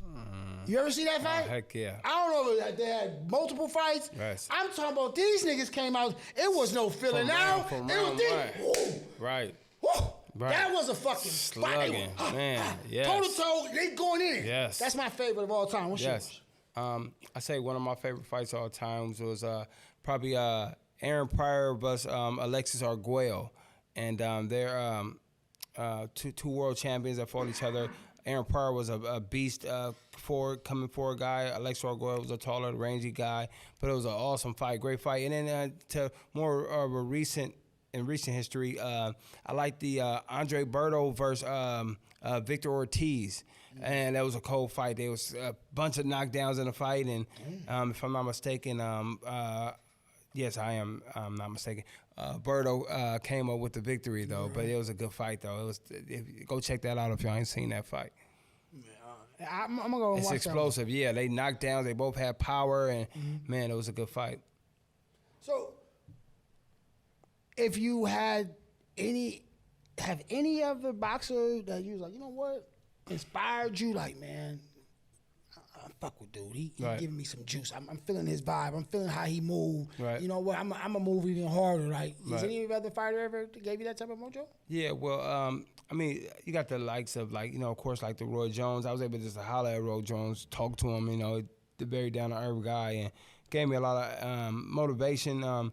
But as younger fighters, though, I say my young homie, he been doing his thing, man, and you know, I mean, I'm not fighting any longer, but Devin Haney, you know, he's definitely inspirational to me. It just That's out of Oakland, right? Yeah, That's a young kid. Yep. I know, Young kid out of town. business. Yep. He been doing his thing. He actually fighting against Lomachenko in May in Vegas. I'm looking to go to that fight. But yeah, he been doing his thing, man, holding it down. You know, right after, you know, Dre was able to collect the belts he did out of the town, and now he's doing his thing, young up and coming cat. I was able to see him grow literally from like a 10-year-old. You know, what I'm I used saying? to That spar. age. Yeah, I used to. Age from way young. Yeah. Yeah, and I used to spar him, you know, I used to help him get ready and shit, you know, so That's awesome. it's just dope to see him now where he at, and I was able to fly to Australia to go check him out, you know what I mean? So that was a good look, man, so he definitely has my support. Is it true or is it a myth that you have to register your hands as lethal weapons? It's actually true. So though it's not like you go to the police station and register, but when you do sign up to be a professional fighter, you are legally now registered, because you know, if a person was to commit a crime or even, you know, fight someone, they're basically looking at it as if like you're basically a trained killer, like you're trained to fucking beat somebody's ass, you know what I mean? So they own that pretty tough, you know, and they want to make sure that, you know, you're sharpening your skills every day. You're going against the average Joe. You are registered. It makes sense though. It do. You know? I didn't. Yeah, no, it definitely makes sense though. But but then people be like, well, so if I hit you, you can't do nothing. I'm like, nigga, go ahead and try. That's a dumbass. Right. No, like, so that means you will be arrested. Yeah, but I nigga, we'll take it to trial. I believe that. You know what I mean? Like, you hit me. You're like, yeah, hell yeah, I'm gonna protect myself. How do you restrain from that? Like, you ever got into a motherfucker like, man, this motherfucker trying me, like, and you know you can hurt him bad. It's funny though. When Floyd, when Mayweather called me out, I was out in Vegas like probably about a month before. I was in Vegas, and I had stepped in. I got in the line. My boy Brian had left to go to his room. And I got in line, and then this dude thought I cut him, but my boy Brian was already in line for me. He's like, "Hey, Russian cat, like, hey, I was there." I'm like, "No, my boy just left." He's like, "No, I was there." And I already said what I said. I'm like, "Bro, chill out, bro." He was like, "Did you hear me?" I'm like, I just turned around, bro. You ain't gonna do nothing. I'm paying my shit, bro. And like, cause I was already there. I'm like, I already told him. So then he was like, so I paid my shit, and he walked up to me. He's like, "I didn't like what you did." I'm like, so I'm thinking I'm about to fight Floyd. So I'm like, this is a trick of the devil. So I'm like, They throwing him at you. Yeah. I'm like, bro. I'm like, hey, ma'am, cashier, could you tell this guy? You see, I'm trying to stay away from him. And I'm like, call security. And then she kind of just minded her own business. And then he was just like, he walked up to me. He's like, you think you're tough? And then he went and tried to headbutt me. Oh, hell no. Yes, he said, wow. And I just said, I pieced him up. Oh, you gave him to him? Yeah, I had to. I'm like, fuck that. They headbutted me. So anyways, boom. Literally, right after that, do that, bro, hella security came, and the Russian said, him, point at me, they grabbed me, put me in cuffs. I'm like, so anyways, fortunately, these women came. It's like, no, these white women was like, no, it was him. So anyways, they brought me into the police station, and it was like, they asked me all these questions, whatever, and they're like, man, do you want to press charges on this guy? We ain't into pressing charges. Fuck all that I'm shit. like, man, it's good, it's over. And then they came back to me and was like, well, he wants to press charges on you. I said, well, fuck that. I'm like, prosecute him. So anyways, they took him, so they was just like, so then they came back like, well, he don't want to press charges. So then they was like, okay, nobody's going to press charges. And he was like, okay, I'm going to go to my room. They was like, okay, go to your room. You have to leave the premises. And he was like, no, I'm here for the whole weekend. I came to a convention. They was like, so what? You have to leave. So they kicked his ass out of the hotel. So that was good. Yeah, that was, I feel like. See, that's fucked up. We always guilty before we innocent. No, right. Arrest the black man. Right, this out the gate. Fucking vodka man over there. Fucking headbutt me. Right. Mr. Smirnoff. Right. But headbutt me. I defend myself. Right. First of all, he's in my personal space. That's out of pocket at the gate. first. No, at the gate. Like, motherfucker, arm distance. No, yeah. I supposed to fire on you. Absolutely. My grandmother always taught me that. Once they cross that line, yeah, it's time to get fined. Hey. Oh, shit. Speaking of your grandmother, I have to speak on this, man. I have to. Your grandmother was one of the most powerful women I've ever met. And when I first met her, it was a surprise as a young boy. First, I thought she was white. I was like, damn. When I first seen her, like, she was so fair-skinned. Right. And then when she spoke, it's powerful, just the voice. And I'm like, wow. And what really fucked me, because it was a woman. And I've never seen that before. I've been to churches and shit, right? But I caught on the churches early. I caught on that shit early. I was like, because my auntie and them, how you motherfuckers sound the same? Something right. Once they hear me, yes. I said, oh, yeah, something right. Something ain't right about this. Right. Everybody can't have the same script. I figured out when we went to the first, why you go to that shit? So you go to the other church to visit and y'all do the band shit together and all that? Well, you know how you go to another church. I did that shit with my family earlier. I said, wait a minute. Why you sound like him and he sound like, you say they sound right. So I say that to say this, man. The Hebrew community has been on the right path because I can look at it now. I can see what she was teaching. It's truth. It comes to fruition. I'm looking at it right now in my face.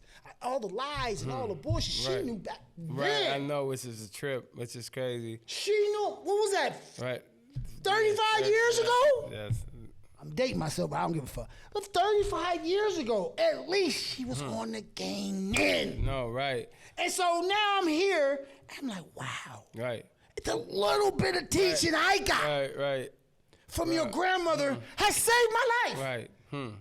Because I was aware of the bullshit. When it sort of like all came together when the pandemic hit and they started to lie. And it was so easy to see. Right. because I was kind of trained to see it because it all lined up. Right. The Sabbath. Right. No Christmas, the Halloween. I didn't understand it at that time because it was an explanation, right. but my young ears couldn't digest it. Right. So when I'm like, wow. So that whole a lot of people don't understand about the Hebrew community, man, and what it stands for. Right. Feeding. When we went, I didn't go like I said. I go to church. I should love the Hebrew community lunches. I couldn't wait for lunch. Right. Nigga, one of them sandwiches, Uncle Tony. Hurry up. Right. And the fact of, before there was a community, they shared spaces house to house. Right. This is real shit. It was a community. Right.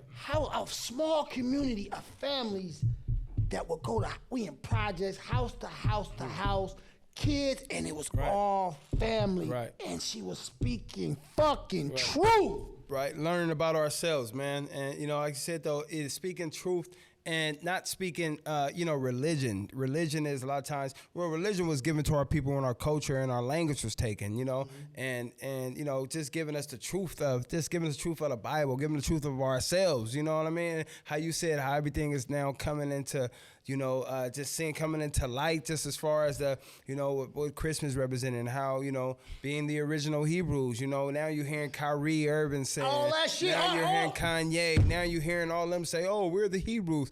And like you said, she's been saying it 3 years ago. Nobody else is speaking this shit. No, right. I ain't want to talk no Israelite. I don't talk right. nobody else. True. I went. Right, true. Listen, you bump into people, you go. I've never bumped into no Hebrews. No, right. I've never bumped into nobody time I'm going to the Sabbath. Right. Not in this country. No, right. I know. 35 years ago, yo. Right. She had the Hebrew community, so I understood about the YHWH, consonants without the vowel. And I was like, damn. Yes. So how the fuck do y'all get this word God? Where does O come from? Right. What is word? That don't translate. Right. No, it don't. Where it come from? No, right. And so she was giving up so much game. Go ahead, speak. What you supposed to say? No, good point. Like you said, just even with the word God, people say, well, because we know that God and Lord is just a title, just as boy and girl is a title. Like the true name, what is the true name? The true name, as you mentioned, is Yahweh, YHWH. People say Yahweh, but we understand that there were consonants without vowels. There weren't vowels in that time, and it's YHWH is the original name, and it's a trip though. Just even like I said, just even seeing that's what happened to Kyrie is because he wanted to look into Yahweh. He wanted to look into Yahweh. So that's why he looked into that video that he had looked in, Negroes to Hebrews to Negroes or something like that. But it's just like I said though, it's definitely a trip just to seeing how everything is just coming into light now. Like wow, and it's knowledge is becoming way more vast. I definitely see our people becoming way more woke though nowadays. And although you still see our people that's kind of still under the gospel, Ooh, say it again. Gospel, yeah. Again, like you said, some I by no means, some preachers and ministers, whatever, they have a good intent, and again though, what was taught, how they get their Presbyterian, and it's all the same systematic way. They're all learning this. It's the same systematic way, and as you said, the way that they're speaking, like it's a script. It's a script, and. Like I said, though, Scripture says, "Know thyself," and to know ourselves, we have to know where do we derive from, what people did we come from, where were we before we were Negroes, where were we before the slave time? Like, what did we didn't celebrate? We weren't Christians. We weren't, we didn't celebrate. We weren't Christians. The Christianity had nothing to do with our people, and missionaries and what have you had. Forced it upon us, so that is not our original way. And that's why you see that where we are at this time, point of time, as in, the way, we used to be, we were on the highest, scale of people, like the way we lived, the way that we took care of each other, the cultural way of life. And now we're low. We're lost. Lost, and that's the right word, lost, or lost in because it was stolen. It's the biggest trick. But I'm gonna say this real quick. And the reason, when I first was introduced, going grandma, just wanted to hang out with my other side of the family. Right. But what she did was she provided truth, and she showed me the truth. She didn't just speak it. Yeah, right. She's like, now let me show you something. Right. I'm going to break out this exoskeleton. Right. And you're going to see this YHWH in your motherfucking chromosomes in your bones, nigga. Yes. Oh, I said, okay, you got me. Here's the proof. Right. I'm sold. Here's the proof. All that other ass shit. Right. The proof is in the pudding. Absolutely. She brought the pudding out to the bar. I'm not about to bullshit with you here. Right. You be the judge. Right. I understood that. Right. I said, oh, okay. She's owning something. Right. Yeah, and and also she always taught us that, it's not like, to be open to listen to things, to listen. It's not like, oh, well, this is that, and, you can't look into other things. Because it says, know thyself, I'm going to know thyself, and let's just start figuring stuff out myself. Not just taking with this Bible that the people that enslaved you can't save you.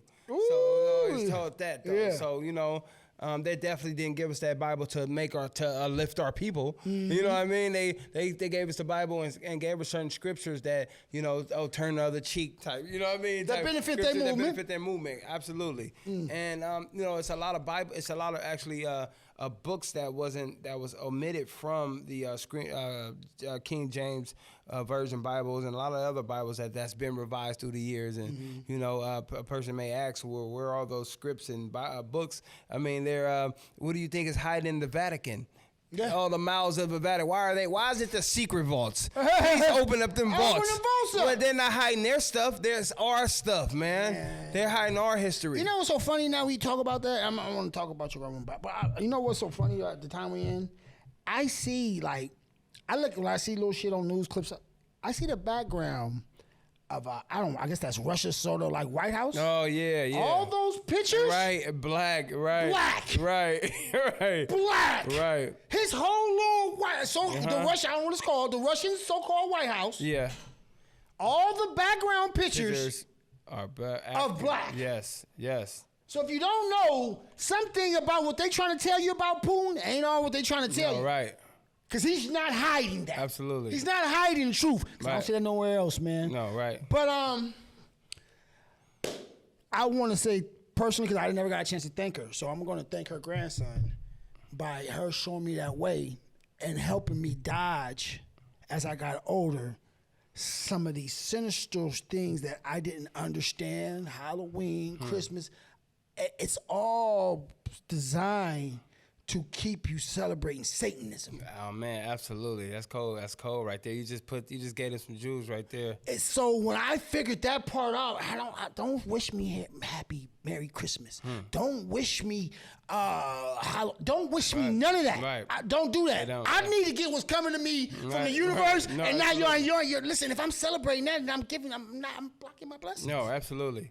I'm celebrating Lucifer. Right, I can't do that. And people will ask, how are you celebrating Lucifer? And if you did your research, you'll see that Salmonellaria is during the time of, it's that Christmas time. And, they used to so Janus was the god of two faces, and so that all of that is part of Salmonellaria. And so the Salmonellaria time was a time of purge. So you remember the Purge movie? Yeah, that shit is real, bro. They used to have that purge, and they used to be able to purge during. It was a time from Christmas all the way into January, and it was a purge time where they used to dress men had doing fornication and all type of stuff, and murder was legal. All the stuff that you seen on Purge, that shit was real, bro. So I had to do some massive research myself recently, though.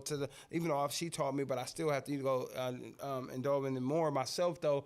But yeah, a lot of, like you said, it's based literally behind Satanism, bro. You'd be like, what? Keep that vibration of yours absolutely. low. Keep you in that low. Man, absolutely. Just even people say, well, I understand that Thanksgiving, well, and we understand that people, they celebrate, but people are coming together with their family. But I can't stand that excuse. That energy you're coming together on that day, bro. Check this out. I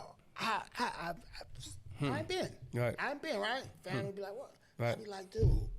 Just first of all, I understand the deep meaning behind it, but the audacity of us as a people. So even if we understand the indigenous people was us, but even if that wasn't us, even if it was another race called the purple people, how the fuck we gonna be celebrating their murder? How we gonna be celebrating the audacity of us to kick and scream about slavery, and we celebrate Thanksgiving every fucking year, Thanksgiving. But hey, we're coming together with our family. So fucking. And our ancestors that was murdered and slaughtered. We eating in their behalf? How dare you? Absolutely. They sit there with a straight face and make an excuse. I ain't seen my family on Thanksgiving in years. I have a burrito every fucking Thanksgiving. I don't eat no turkey. I don't want no dressing. I don't want none of that shit. I don't partake. Just on a simple basis of humanity. Let me calm down. But I want to say it's getting late. I really enjoyed this conversation. Good. Please promote your Cannabis Club one more time. Let the people know where it's at, what time it open, what time it closed, what you got there, when you got it. Hey, man, Authentic 415, 165 Mississippi Street. We open from 9 a.m. to 10 p.m. We have tinctures. We have balms. We got things for your health and wellness. We got stuff for your anxiety. We got stuff if you just want to get high and, to get by. We got things that make you laugh. We got everything, man, for you at Authentic 415, man. Coming away all the way live. Right. Cool. Throw me that bag, please. You know what I'm saying? I don't give niggas flowers. I wish I did give me some flowers. So, yeah, we give niggas flowers. No, we ain't giving no flowers. I don't know what part. Just the bag. No, just the clear bag. The only flowers we giving is trees. Yeah, that's it. No, the clear bag. That's white. Clear, white. Oh, I didn't hear you say clear. I got a sweater for you. Oh, man, awesome. Yeah. Oh, let me see. This episode was brought to you by Karim, the collection. Give you that shop A1 everything. Ooh, looking good, man. You know what I'm saying? Nice. As a man thinketh, he shall be. This is true. Appreciate it, man. I want to say thank you for coming Thank you, bro. Great interview, man. You Appreciate definitely it. know what you're doing, cuz. Absolutely. Hold up the shirt. Oh, wait, hey, hold up. Hey, he did that without no script, man, without no phone. Did you see that, man? This dude is a natural, man. He know what he doing, man. I was waking, I'm like, this dude gotta have some notes somewhere. And I was looking, I'm like, he didn't have no notes, bro. Dude is good, bro. He kept going back to his questions, the right questions, man, and he did an awesome job, man. I sat down with a lot of people doing interviews, man, and I can say you're definitely one of my best, man. I'm certified by the champ, motherfuckers. Yeah. And there you have it. Blue check me, and I ain't giving you $8 either for the fucking blue check either. I don't need you to give me a beige check, nigga. God damn it. Real. All right, that's it. We all have a good night, man. I'ma do it like a motherfucking boss, like. I'ma do it like a motherfucking